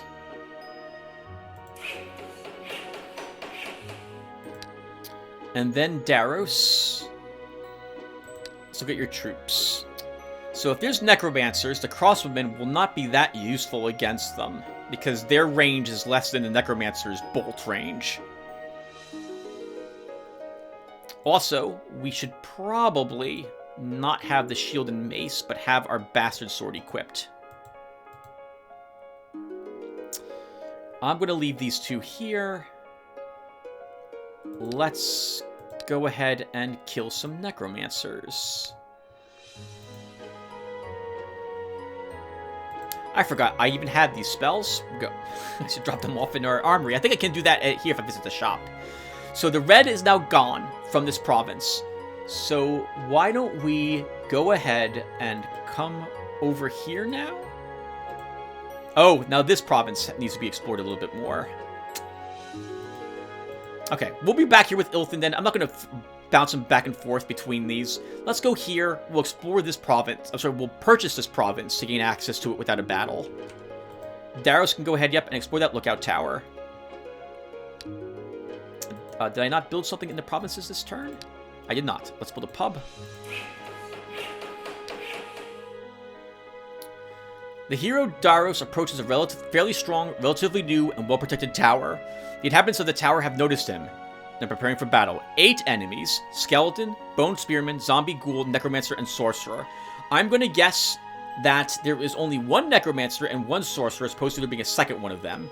And that we've got probably 1 more zombie and 1 more ghoul, 1 more skeleton. Daros can win.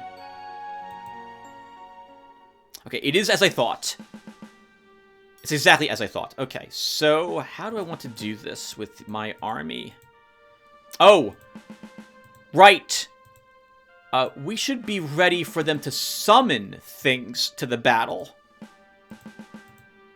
I almost forgot. Necromancers and sorcerers can summon creatures in New Horizons. Let's see what happens.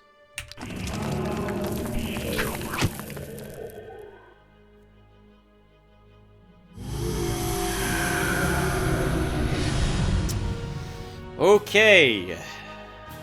I think we do the standard haste here. Range 4. If he moves here, 1, 2, 3, 4, he can't reach Daros. So I'll move Daros down, and we're going to kill the imp to start.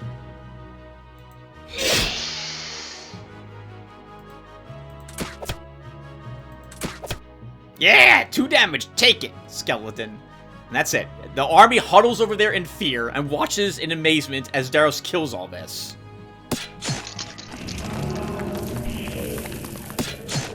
Oh, and possibly dies. The army up there also possibly dies.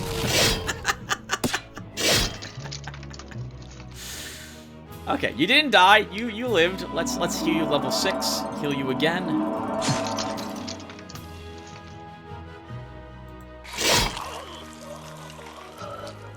That's good. We end the turn.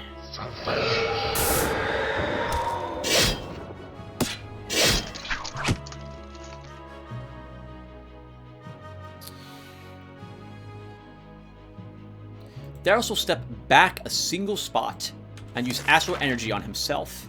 This gives him 3 more resistance in preparation for dealing with these 2. We can heal you again. Your haste is still in effect for 2 more turns. We don't need to recast it. I could move you both up a spot.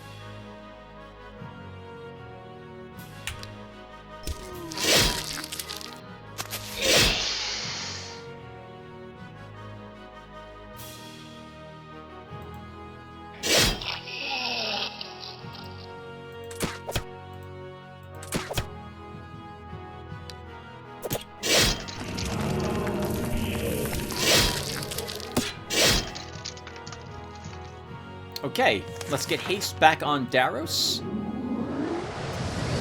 And it's over. The Necromancer is out of ammunition, so he won't be shooting any more at us.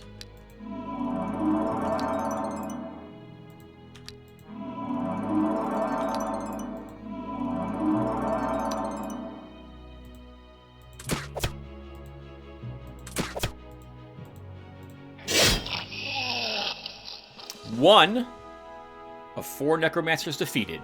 86 bucks, 22 gems for the battle, not bad.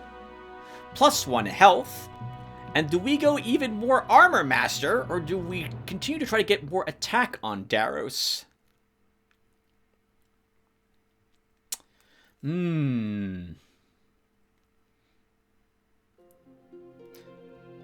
Let's grab a Pointed Weapon Master. We just got a Knight Shop somewhere up there in a forest area. So we'll take a peek at that in the future. And let's just grab more damage. Maybe we'll get super lucky, we'll get a powerful weapon, and I'll be upset, game, that I took that. My goodness, I would be so upset if I got a powerful weapon from this battle. Oh, I'd be so mad. So unbelievably mad. This is not at all what I wanted. 146 gold and 15 gems, and some garbage leather bracers as a reward. Okay. There's not enough space for the new dwellings in the province of Seder Wilderness. The locals are afraid of selling in unexplored areas. You need to send a hero there to explore new lands. I'll think about it. Okay. Well, Daros, let's repair your gear. I guess we can also purchase something to help you. Let's buy a Commander's Medal for a little more morale. I'll purchase a Stamina Ring as well. Let's do one more battle, everyone, and then we'll wrap it up. So we've got the Forbidden Wood has a Witch Circle in it, so we want to go there and do that fight. But is there anything here while we're here that we want to do? We might be able to do Slave Drivers, but I will need a different army for that. Let's think. So, Slave Drivers. The Bardiche would be helpful against Slave Drivers. Because we'll be fighting kobolds, and many of them. And this will let Daros attack them first, before he's struck.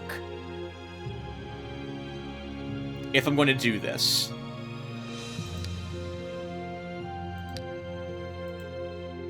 But his army needs to be different, because there's a lot of them. I would need more front line support. I'm going to need to drop one of our crossbowmen.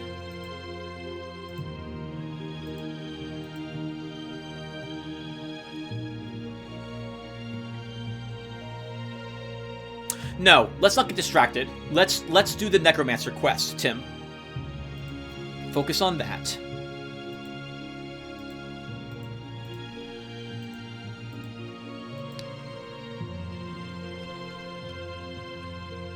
Focus on that. Alright, let's build another sawmill.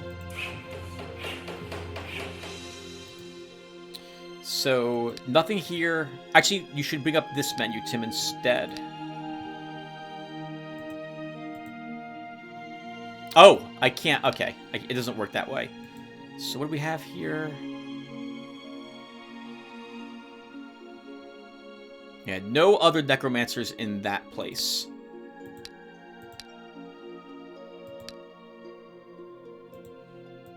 We know, I think there's a necromancer in that witch circle. I think there were 4 enemies there. So I'm expecting, I think it's 2 sorcerers, 1 witch doctor, and 1 necromancer. Though there may be 2 witch doctors and 1 sorcerer instead.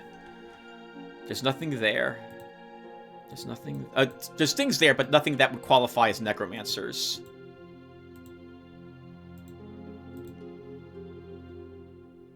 Yeah, I don't see anything. Okay, so...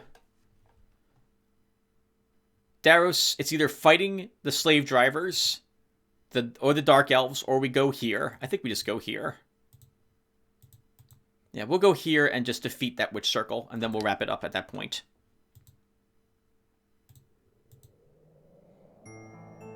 Daros, as well. If we do kill the second necromancer, I think we'll just attack the Lizardman Swamps with him and his army, and he'll just do that. In which case, I also will want probably another melee, another crossbowman, because of how annoying the Lizardmen are.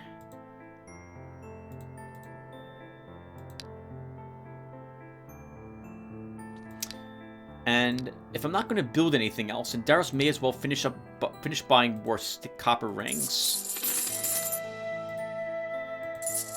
And this should really be given not to Daros, but to Ilthid. Ilthid? That's his name, right? Why am I forgetting? Ilthin. Ilthin.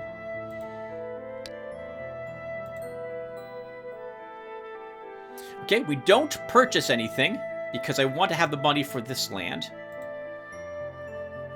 Daros defeats the Witch Circle. Ilthin goes up there and buys that.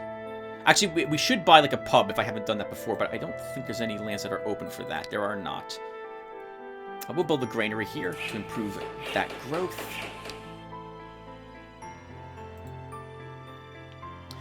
The hero Ilthin has entered the province of Auction. A band of local militia is advancing his directions. It's the same group we've seen before. Let's negotiate. It's the same exact text. What if I pay you half as much? Deal. The hero Daros has approached a half-destroyed ancient tower. The inhabitants of the old citadel have noticed him. I remember about 4 enemies. Okay, let's do it. Oh, I don't like seeing a hill with a necromancer on it. I do not like seeing that at all. Because he won't summon things. He'll just sit there and blast the hell out of us. Let's not let that happen. Let's do this. Okay. Let's start, question mark. This is actually going to be a bit tricky, because we might get multiple imps on the way to us. But we're gonna try.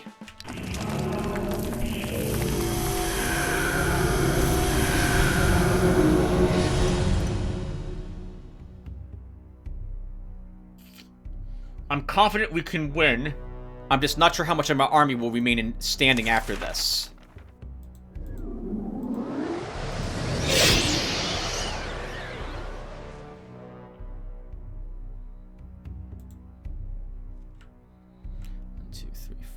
Can't reach me if I move you 2 up.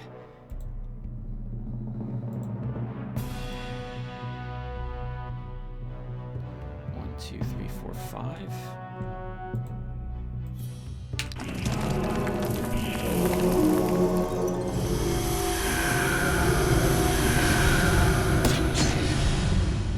Oh God! But you lived.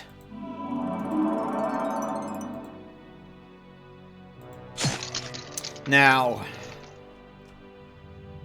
do I... 1, 2, 3, 4. It's not enough to reach the Necromancer. This guy moved in the way. Do I... I think we do. I'm going to take a 13 damage of magical damage on a dude. I don't want to. But we're not really going to have a choice here, I think. Oh! Actually, I do have a choice of who takes it. We'll give it to this guy. Doesn't have any medals. This guy moves up. We killed the one that has the ammo. That was dumb. I should have moved 1, 2, 3, 4 and then attacked him so I'm even closer to the Necromancer in case anything funny happens. Oh, he lived, though! He lived! Uh-oh! Okay. Oh, thank God. Alright. Let's, kill this. Move you back, Mr. 1 hit point. I can't heal you, right! Because you got hit by a Necromancer. That's 2 dead.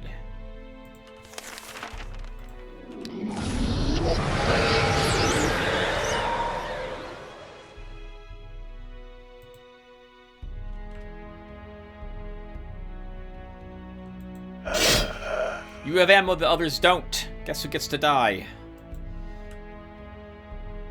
Can't heal him for I think 3 more turns. We can heal the other people though. Let's do that.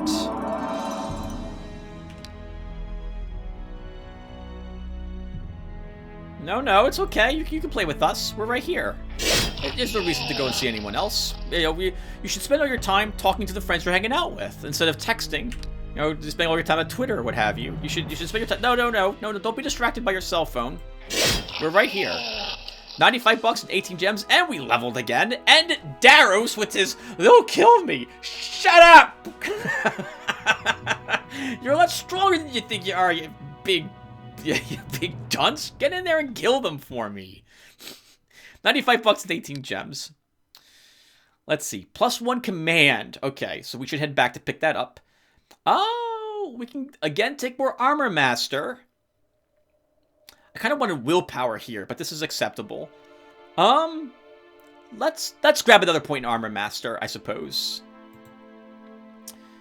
You will gain a resistance. You will gain +1 speed, little fairy. +1 hit point for our whatchamacallit. Yes, our whatchamacallit, our swordsman. A banish spell. This is, I think, a tier 3 light spell.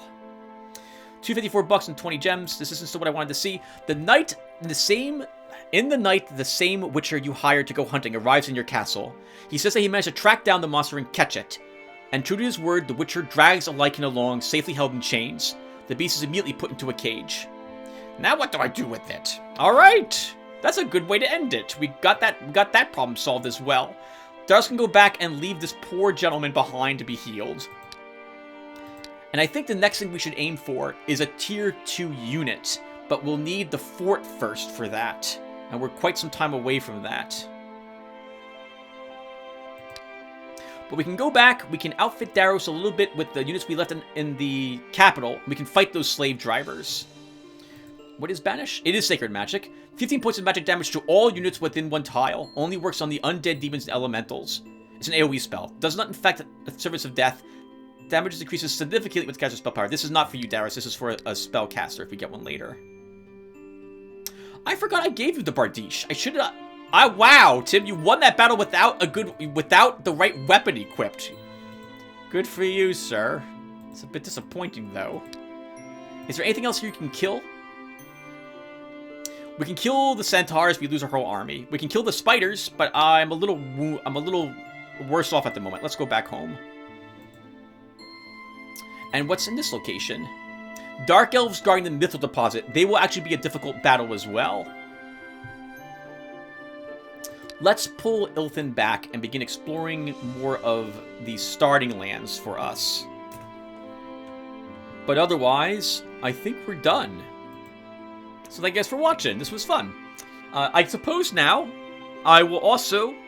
So the episode 178 has not been even uploaded yet. So I will wait to record the next session until I see... If I get any comments on 178, I'll read them and add them to the end of this video. And then I will record the next session. But thank you guys for watching this. Hope it was fun. And I will see you in the next one. Take care, everyone. Hey, everyone. All right.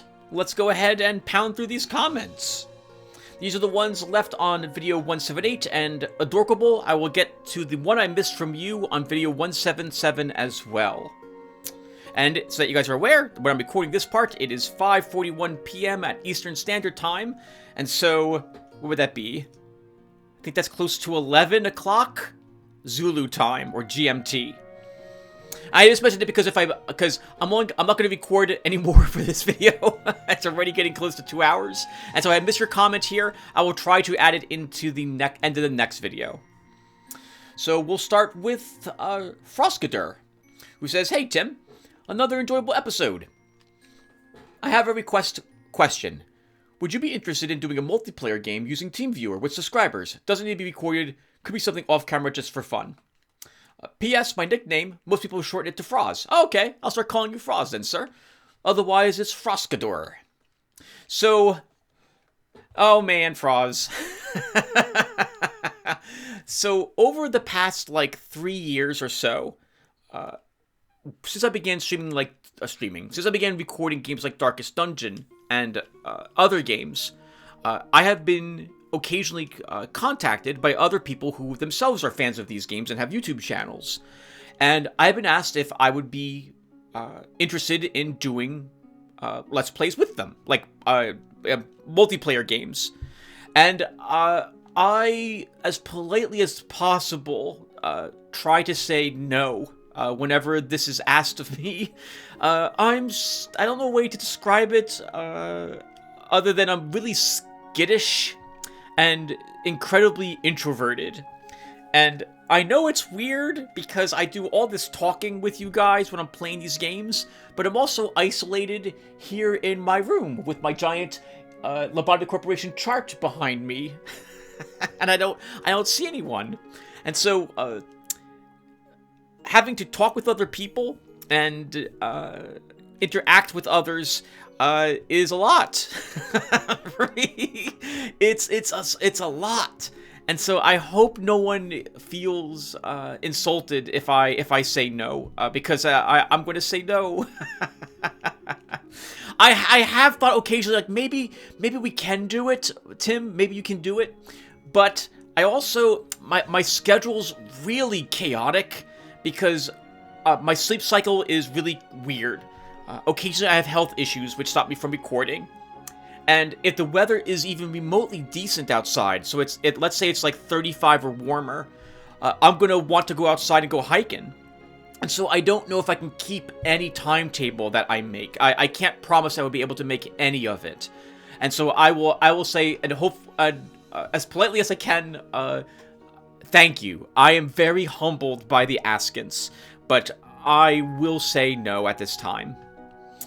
And I responded back to Froz with that, and Froz says, laugh out loud, that's fine. I doubt you're as introverted as you think. Well, no, I am super introverted. No one has any clue how much, I don't know a way to describe it. I don't, if you're not, the introversion, extroversion is a range. And I am on an extreme range for being an introvert. I don't have any issues talking or playing games on YouTube, or rather, playing games on YouTube, recording games and uploading to YouTube, and I like talking. And anyone who would have met me in real life, like at work, most of my people at work, my real life friends, they understand me, having worked with me for years or been my friend for years, that I am actually incredibly introverted, but I am able to energize myself for work. And I like talking to people, but I need to flee at a certain time each day and get back to my house, shut all the windows, lower all the shades, lock all the doors, and then hide under a blanket for a little bit because I don't want to see anyone else. I spent 8 hours working with people. And so, yeah, I am as introverted as I think. I don't think other people realize how introverted I actually am. Vipera? Oh, how do I say this? Vipera, I'm going to guess. Vipera Burris says, great episode. Thank you. Really happy that people seem to like this game being back. I started the Watcher channel 2 years ago because I was searching for a playthrough of this exact mod. Hey, that's awesome. I'm glad you found mine. I hope it was entertaining, and I myself am super glad everyone likes that I am playing this game again. Also, don't beat yourself up too much over the mistakes that happened. Those are always going to sneak in, especially when picking the game up again. Yeah. I am, oh my god. So I watch my videos up on YouTube. Okay, normally I wait like a few months before I'll watch a video of mine on YouTube, but for this series, I've been watching my playthrough of it after I upload it. And man, I'm making all sorts of mistakes. And I don't even see it. I bet you I made tons of mistakes in this episode too that I didn't even see myself or recognize that I was making them as I was making them. I'm taking unnecessary damage. I'm putting units into threat where they shouldn't be. I'm not ending the game healing all my units when I should be. It's really awkward for me because I used to be much better at this game than I am right now. But yes, you are correct. I shouldn't be too hard on myself because, yeah, I am picking the game up after a almost 2.5 year hiatus. But I find that I like yelling at myself. I like pointing out when I've said I'm going to do something, for example, and then I don't do it. I'm like, Tim, what are you doing? You just said you were going to do this, and guess what you didn't do? You didn't do the very thing that you said you were going to do. Why did you not do that? And so on. I find it's probably entertaining for you guys to listen to me do that, because I know there's some of you who are watching this who are not screaming at the screen, but you'll be like, Tim, Why did you move there? You should have done this. Or Tim, you just said you were going to purchase this building and then you purchased something else altogether different. Why did you do that? And so I want to channel my inner you when that is happening here on screen. Vipera Barris then says, I do have a question though, if somebody knows. Is there a guarantee that every resource spawns on the map? Or are there shards where there is just no redwood, for example?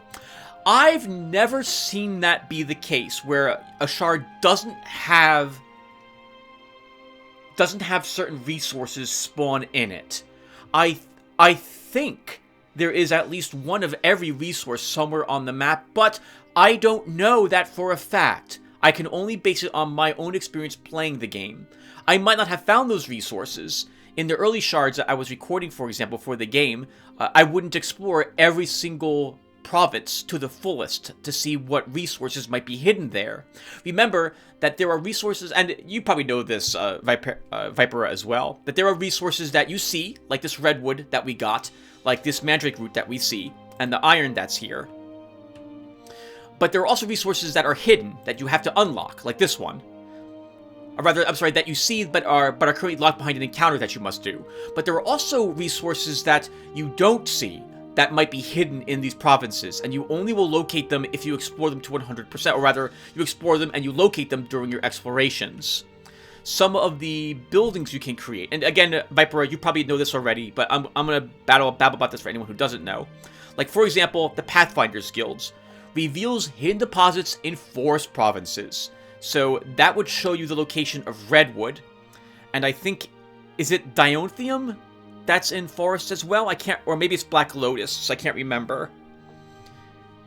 Actually, it might only be redwood that's in forests, but it will show up in a similar fashion to how the iron did, letting you know that, hey, this province, it's got a resource in it that you could benefit from. And Vipera, you responded, so I think I mentioned this to you. I was like, I think there is, but I don't really know. And Vipera responded back to me with a thanks. I had shards in my game where I didn't find certain resources, but that may have been thanks to not searching absolutely everywhere. So I thought maybe certain types of shards were less lucky to have certain resources. So, and Vipera, you might be correct, and I might be wrong. I'm basing this solely on my own experience, which has been that I have seen at least all the tier 1 resources, even on small shards. But I don't know if that's the case. I don't know if that's actually the case. You can always get at least one of each resources present on a small shard, even the late tier ones. And Vipera says, yeah, that's true. There have been mistakes. He's talking about me by playing. Mostly, in my opinion, how you move between provinces. Yes! Yes! Yes. So that is absolutely a mistake. I'm not being very efficient. Turns are being wasted with how I'm moving people around. In this video, I think I actually did things a bit better than I have for the past other 3 since I started picking up the game again. But for example, I'll go back to the fairy tree. I moved here, and then I saw the fairies and moved back to pick them up. That's wasting 1 turn where we are right now in the campaign on Astral Turn 22, since we're fighting masters here. So these AIs, there's 3 of them, are effectively playing on the competent difficulty level, just like I am. And I really can't afford to waste turns moving. At this stage in the game, it's an awful mistake if I don't move people correctly. In fact, something that's been... Well, I'll talk about it at the beginning of the next episode, because I'm going to record that right after I'm done with these comments. But I'll say that I'm not happy with the way I'm moving either. I feel like there have been more turns where the hero didn't fight but just moved compared to when you played 2 years ago. I agree with that as well. So let's talk... I guess we'll talk about this really quick before we move on to more comments. Because what Vipera is saying is correct. And I made 2 tips and tricks videos for Eador Genesis where I summarize these things, by the way, just in case, well, actually, I think I go in depth about them. But you always want your hero doing something. You want them fighting. You want them getting a quest. You want them completing a quest. You want them gaining experience or treasure every turn. All your heroes need to do that. Every turn. That's the most efficient thing you can do.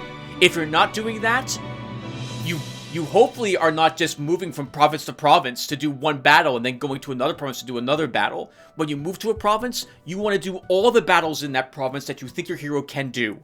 Otherwise, you are running the risk of you're wasting turns, effectively. So when I'm jumping back and forth between locations in order to do a single battle, for example, that's awful. That is awful. Like right now, actually, I'm moving Daros back here. I shouldn't. He should stay here and fight the giant spiders. Oh, yeah, so I have this free slot here, but he really should stay and fight those giant spiders. But I also have a wounded swordsman, so no matter what, I think we're going back first. I guess while we're back here, we can probably fight the slave drivers and the vampires. Maybe even the dark elves. Actually, we'll fight the dark elves with Ilthin. But we'll do 2 battles while we're back here to pick up units, and then we'll head back out here to do more battles. We'll probably come here in next episode, and we'll fight the giant spiders and the lichens. We'll fight a lichen as well.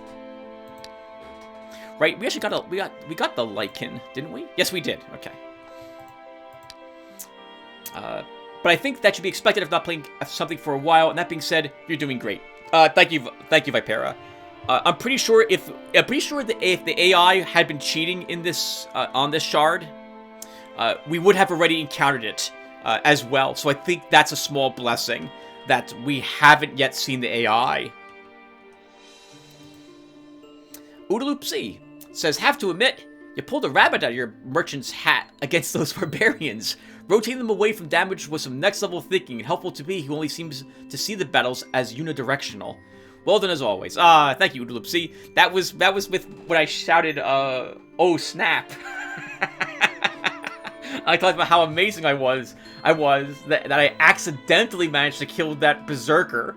The math didn't add up in my head that I should have killed him that round. That was so lucky that we didn't lose one of those units to him. Oh man. Whatever you, again, just as with, you want to keep your heroes from moving as much as possible because you want them fighting as much as possible, you want to end every battle without killing all the enemies and not taking any damage. If you can't do that, then you want to at least win the battle without taking any losses, and preferably minimizing damage as much as possible. So when I didn't think I could kill that berserker, oh god, I thought I was going to lose a unit, and we took a bunch of damage from him. Thankfully that wasn't the case. We just took a bunch of damage instead. Bruno says, to be honest, I was sure you would lose at least 1 unit in that last battle. This was the battle against the barbarians. Shame on me for my lack of faith. Long live Lotaeri. Master Tactician, yes! Thank you, Bruno. I am willing to accept the head pats with that compliment.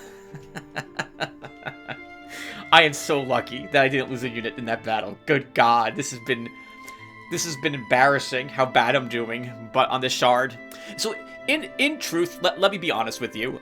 I'm doing about as good as I think I'm doing as well as I think I can do, given the lapse of time. As Vipera has also said, and as you guys have pointed out as well, it's been a long time since I played the game, so until I play this more regularly, I'm going to keep making more and more mistakes. I'm being a little too hasty.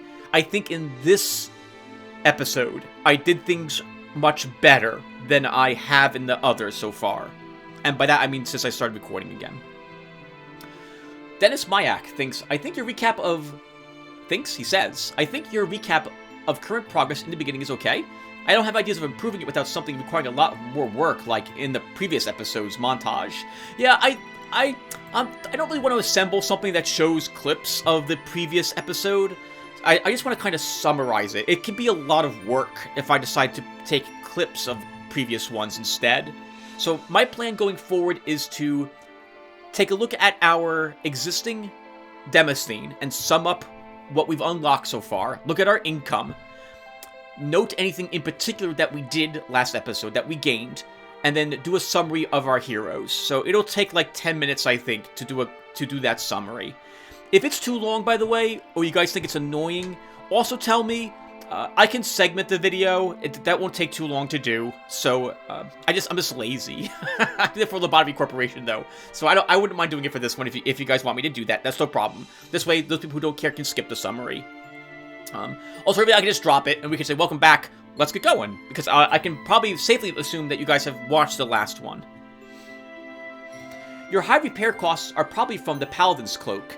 You can unequip it before combat if you're not going to fight enemies dealing magic damage. That is such a great idea. It has never occurred to me to take off the cloak when fighting. So, the resistance is useful against enemies that do magic damage, and against enemies that have different afflictions, but not poison, and not acid. So, for example, it won't stop damage from giant slugs. Resistance doesn't matter to that. And it won't stop you from taking damage from spiders. But it will stop you from taking damage from ghouls, as we saw. We're not diseased anymore. And we don't suffer anything from a mummy's touch. At least for the low levels of those. So if we're not fighting those undead or creatures that cause those effects, then we can just take off the Paladin's Cloak before battle to save ourselves some cash. At this point, we do have the money that we can probably get by keeping it on us, but it is something to consider in the future if I ever get something like a Paladin's Cloak again. And that's such a great idea, because I never thought of it, ever, to not equip it. You see me, I think in this episode, equipping myself with different types of weapons depending upon the enemies I'm fighting. I should also consider that for the armor I am wearing as well. Alexander says, "Hey Tim, have you fought a Tarask?" Sorry if I spelled that name wrong. I'm playing Eador in Russian language. I thought a level 27 paladin with 40 stacks of lifesteal would be enough to take it down, but man, 500 hit points on that thing seems a bit too much. Of course, it wiped the floor with my tier 1, tier 2 units in a paladin, but it's even possible to beat it with tier 3, tier 4 units? So I will take a guess and say yes, because a tier 4 unit is something like a dragon. And while a dragon won't kill a Tarask right off the bat, it will heavily damage one. Probably taking off like 60 hit points of it, or something to that effect. So you can defeat it. I think I did kill one a long time ago. And a Tarask, in case you're wondering, my only exposure to that before this game was in Dungeons & Dragons. It's like this massive, prehistoric-looking creature. It doesn't look like a T-Rex. It's got like horns like a demon, but it's otherwise it's hunched over. It's this monstrous-looking thing. And I think in the lore, it's huge. Like the Tarask is like the size of one of these provinces, for example. And it wakes up every like 1,000 or 2,000 years to eat, and then it goes back into hibernation afterwards. It's ridiculously tough to kill. But yeah, I think you can kill it. I think I might have killed one, but it's been an age since I fought one, if I did kill one. I think, who was it? Grautius gave some great tips on it as well. That I would fully support also. So a Tarask, like most creatures in the game, probably is not going to be immune to a scout's false alarm skill. It might be, but I don't think a whole lot is, unless it doesn't care about losing stamina. But if you can't kill a creature easily because of because how many hit points it has, then you can weaken it by lowering its stamina, or kill it automatically by making it run, depending upon what its morale level is. And if you can affect its morale. I don't remember what a Tarask is, and we don't have one here that I can go and look at or inspect. But take a look to those as answers. As for what your Paladin could do, I don't know what a Paladin could do against a Tarask. I don't think a Tarask is an evil creature. It might be, but it wouldn't make sense. It's mostly like I said, I think it's just a neutral thing. But that would be really difficult for a Paladin with tier 1 and tier 2 units to kill one. Alexander says, so far the game gives me the worst possible shard rewards since starting layout. Oh man, Alexander. So it takes a lot of time to progress, but I manage. It seems that the game also got a bit harder since last time I played it 2 years ago. Thank you again for bringing me back to this masterpiece of a game. Good luck. Oh, thank you, Alexander. Man, when we get back to the Astral, I'm going to have to rant about the rewards I've gotten so far. Stupid pack warriors everywhere, and a bunch of useless items. Like, I've got like 2 or 3 longbows for crying out loud, and they're 223 energy to bring them with you to a shard. Awesome, it's ridiculous. We have a bunch of junk. It just seems like that's the game. You do the best with the crap it gives you. So, man, I feel ya. I'm right in the feels, man. Right in the feels. Feels bad, man. I know what you're talking about. As for getting harder, It might have. They did make a bunch of changes. Keep in mind as well that I have modded my game a bit. I did weaken the Night Elf Night Shadows because screw them. I hate them. Otherwise, I didn't touch any other creatures. Not to my recollection. So, but they... Oh, gnolls. Gnolls have gotten stronger. We haven't fought gnolls yet here. But I have run into gnolls in the multiplayer game I'm playing. And I don't know why they made them stronger. Like, they're ridiculously tough already. But they made them stronger. So we'll cover the gnoll changes when we first fight them. We might do that actually this episode with Ilfin. He might take on a group of them. And finally, last but not least, will be Adorkable. So on video 178, Adorkable says, so if I were in this situation, I think I would definitely switch to trying to ally with the Ratmen. Yep, and so, you saw me get the quest from them.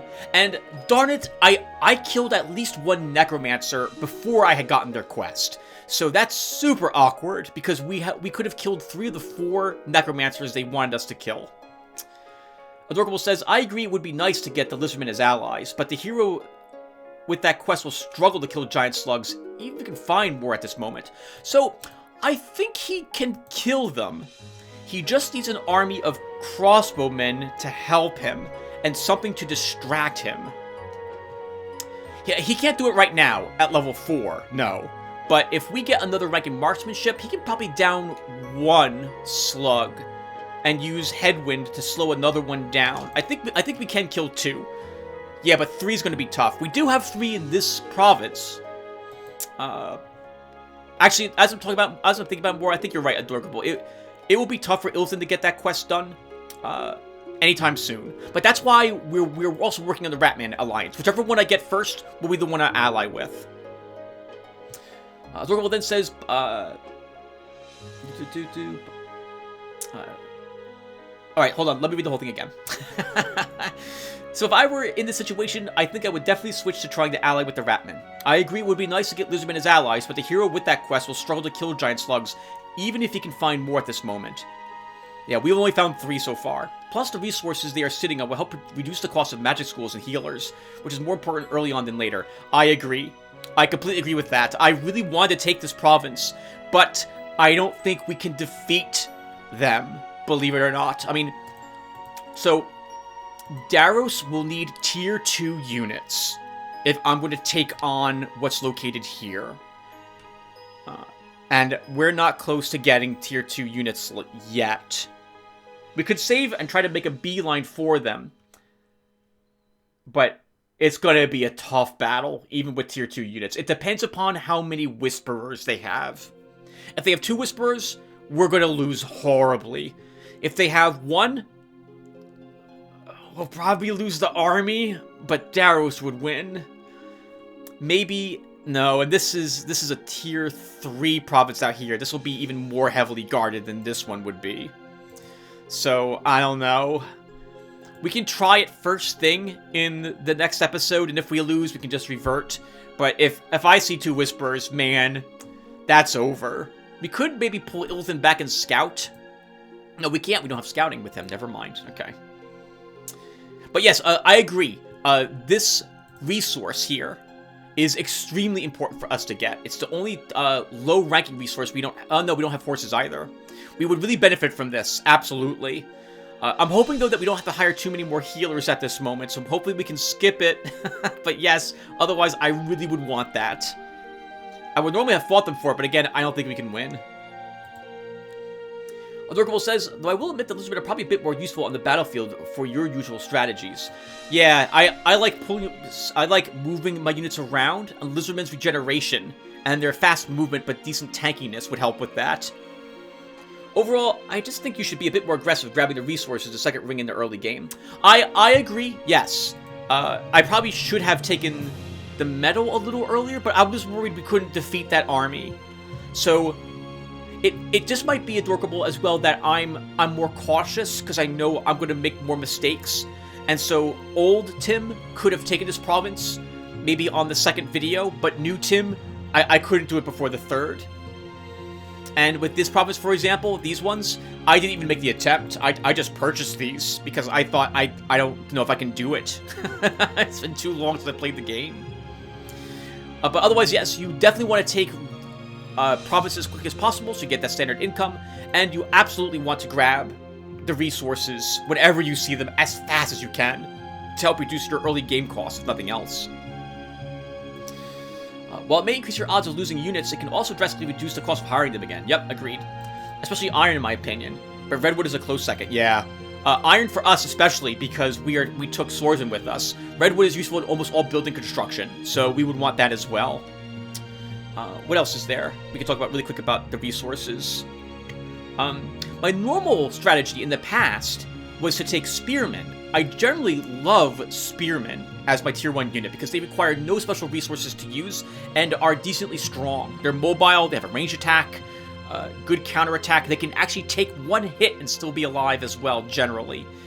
But I felt like, oh, let's take swordsman with Daros. We'll make him a paladin later on since he's starting with the defensive skills. Lurkable then says, also, it's not a big deal, but you keep calling me sir, and I'm not a sir. I'm sorry, Dorkable. My attitude is that girls do not exist on the internet, so I call everyone a sir, unless they explicitly tell me otherwise, and even then they'll probably have to remind me. I'm sorry about that, miss. Let's see, what else is there? Oh, and by the way, as for the sir, you probably don't hear me say sir a lot when I'm talking to you guys or when I'm speaking here on YouTube, because I'm not addressing anyone in particular. But in real life, I use sir all the time. I've been, not mocked, but people have teased me a little bit about how often I use it, as if I'm in the army or something of the sort. I just feel I want to be, humble's the wrong word? But it's kind of, I'll use it. I want to be a little humble when addressing some people, so I use that term often. Anyway, I mentioned back to Adorkable that I'm really nervous about 2 Whisperers there. I don't know if I can handle them. And Adorkable responded, yeah, the Lizardmen are freaking tough. The frontliners are annoying to deal with, and they are always in swamps, which just adds to difficulty. Yes, right. So keep in mind that when we're in there, we all lose 1 armor. We lose extra stamina for moving in swamps, and I think we lose counterattack for being in swamps as well, while the Lizardmen gain bonuses for fighting in that stuff. It's an awful battle, especially for Daros, because I don't feel he's got the army to do that fight. Even if it's only 1 Whisperer, God, we're going to be exhausted long before I would be used to, unless we get lucky with a lot of solid ground to stand on and slug it out with them. But then they'll be in the swamps, so it's still going to be just as tough no matter how we want to fight them in that swamp. Would be easy for Ilthin, but he needs a few more levels first before he tackles that. As for the frontliners, yeah, the frontliners are reasonably tanky. They all have interception, so they can all take range attacks for anyone else. And their spellcasters are annoying. I love them. I would love to have the Lizardmen as allies, more than the Ratmen. But I think we're going to, in the end, get the Ratmen. They make great allies, but their quest is one of the harder ones. I agree. The Ratmen and Halfling quests are just so easy that I usually lean towards them. You know, so I tend not to do the Ratman quest, only because I tend to bump into them in the 3rd ring around the province when I do. That's usually too late for me. Normally I'm grabbing the Halfling quest or Dwarven quest early on, because I will bump into them first or second second ring. And especially Halflings. If I can get the Halflings early, that's so useful, because you don't have to worry about the Halflings overthrowing you, and Halflings are great for your economy. So I almost always grab the Halflings as an ally if I see them. But yes, as well, yeah, the Halfling quest is so easy. Kill like 10 brigands, no problem. That's a piece of cake. And the Ratmen, the only reason I struggle with them occasionally is trying to find the Necromancers I need. Sometimes I just don't get lucky enough to get any. Alright, let's go to video 177 now, Dorkable, and I will read your video. Or your video? I will read your statement from that. Let's look. Eador Genesis Lotaeri Part 177. Here I am. What did you say here? Dorkable also said on this video, you know, I actually kind of prefer playing these huge strategy games on lower difficulties because it allows you to explore and experiment with all the weird and wonderful options instead of having to play the mechanically optimal way all the time. I agree with this statement. I cannot love it enough. I can only put my love on it once. I cannot thumbs up it more than once, or I would give it all of it. All the thumbs up from me for that statement. This is one of the reasons why I want to play on Competent. A few people have, in the past, when I was playing the game 2 years ago, asked Tim, I think you're good enough, or not asked, but they said, Tim, I think you're good enough to play as an expert. But the problem is that on expert, I begin having to make some other types of choices. I can't make a few, how to describe it? I have to begin playing the game a little more optimally. And I feel like playing the game on Competent allows me enough freedom that I can go with a build that I normally wouldn't try, or select units that I normally wouldn't bring, some sort of strange unit combination with me. And I really like that. The game has such a huge variety of units, spells, and equipment you can give to your people, and that's what I feel makes it so much fun. The replayability of this game is just phenomenal, given that you never have to play any shard the same way, ever. It's great. And that's another reason why I hate the bug, the hyper-leveling glitch, so much, because it forces you to forget what makes this game so much fun, and instead play it a very specific way. And I hate that. I hate it. Adorable says, it's the same reason I'm adverse to playing tabletop role-playing games along the lines of D&D 3.5 and Pathfinder. They are bounced around a certain amount of mechanical optimization and leave little room for actually trying new things or making your character feel unique. Yeah, so I think I can agree with that too. So I didn't like D&D version 3 when it came out so many years ago. I think it was in college when it was first released, or maybe just out of college. But I'm a 2nd edition Dungeons & Dragons guy, Advanced Dungeons & Dragons. As I look over there behind my giant Lobotomy Corporation chart, I've got a bunch of 2nd edition Dungeons & Dragons books. I have dungeon magazines for 2nd edition. I made my own world. Well, actually, I used one of my brother's worlds. I used his setting, and I designed the gods and a bunch of special rules. I made my own character classes, and I've tried to balance them all to make them all very attractive. And I added a bunch of extra special perks to all the feats, added special weapon proficiencies and skills to have warriors have more fun in combat, and it's been great. All my players have absolutely loved the changes. I've been told that I've been the best dungeon master, and everyone has loved my world. Now, I'm sure all players say that to all their dungeon masters, so I don't take that to heart. But I'm pretty happy that my players are so happy with their character classes, and they all feel unique, and that they don't have to roll their characters optimally if they don't want to. I also try to role play a whole lot in my games, rather than just let it be a numbers game, so. Otherworld then also says, in Eador, I like all the weird builds and tactics available, but on higher difficulties, I feel like no matter where I start, I end up roughly the same place time after time. Exactly my thoughts as well. On one hand, I think it's fun to watch people play on the highest difficulty settings, because I won't do it. You have to be very specific about the things you do and the builds you use at the highest difficulty levels, because a lot of the other things fall off on effectiveness. This tends to be the case in most turn-based strategy games that I have played. This is also why I don't play them on the highest difficulty settings. Because, again, just like you, Adorkable, I really like experimenting and trying new builds and being non-optimal. This was the case for me even when I played tabletop games. When I was playing Warhammer 40k, I was using the Tyranids back in 3rd edition, and I wouldn't build my army optimally. I took these massive swarm armies, and I had a blast playing other people from the gaming store, and they loved fighting me, because they could bring their big tanks with big AoE, and they could blow up huge sections of my army. My whole army was colored exactly the same, so it looked like this carpet of bugs crawling towards the enemy. It was great, and I didn't care if I lost. I was just having fun, and it was just fun to try different builds as well. And the same thing with what was it? War Machine was another game that I had. I didn't do optimal builds, and I was always voted most fun to play against at the game store, because people would see things they've never seen before and lists they've never encountered, and it was fun to fight. I wouldn't win most of the time, but I had a great time playing it. It was fun, and I'm like that for this game as well. I'm like that in all the games I play. I think I was like that in Fellstar Arbiter's Mark, for example. Remember that game? We played that game, and the same thing maybe in Darkest Dungeon. I had different characters with different equipment, different skills, what have you, and I tried out everything, because that's the way I roll. I like it. And that does it for the comments, I think, unless, did I just get one more? Nope, I'm all done. Alright, guys, so thank you for watching this episode, and I'm off to record the next one. So, take care, everyone. Thanks again for watching.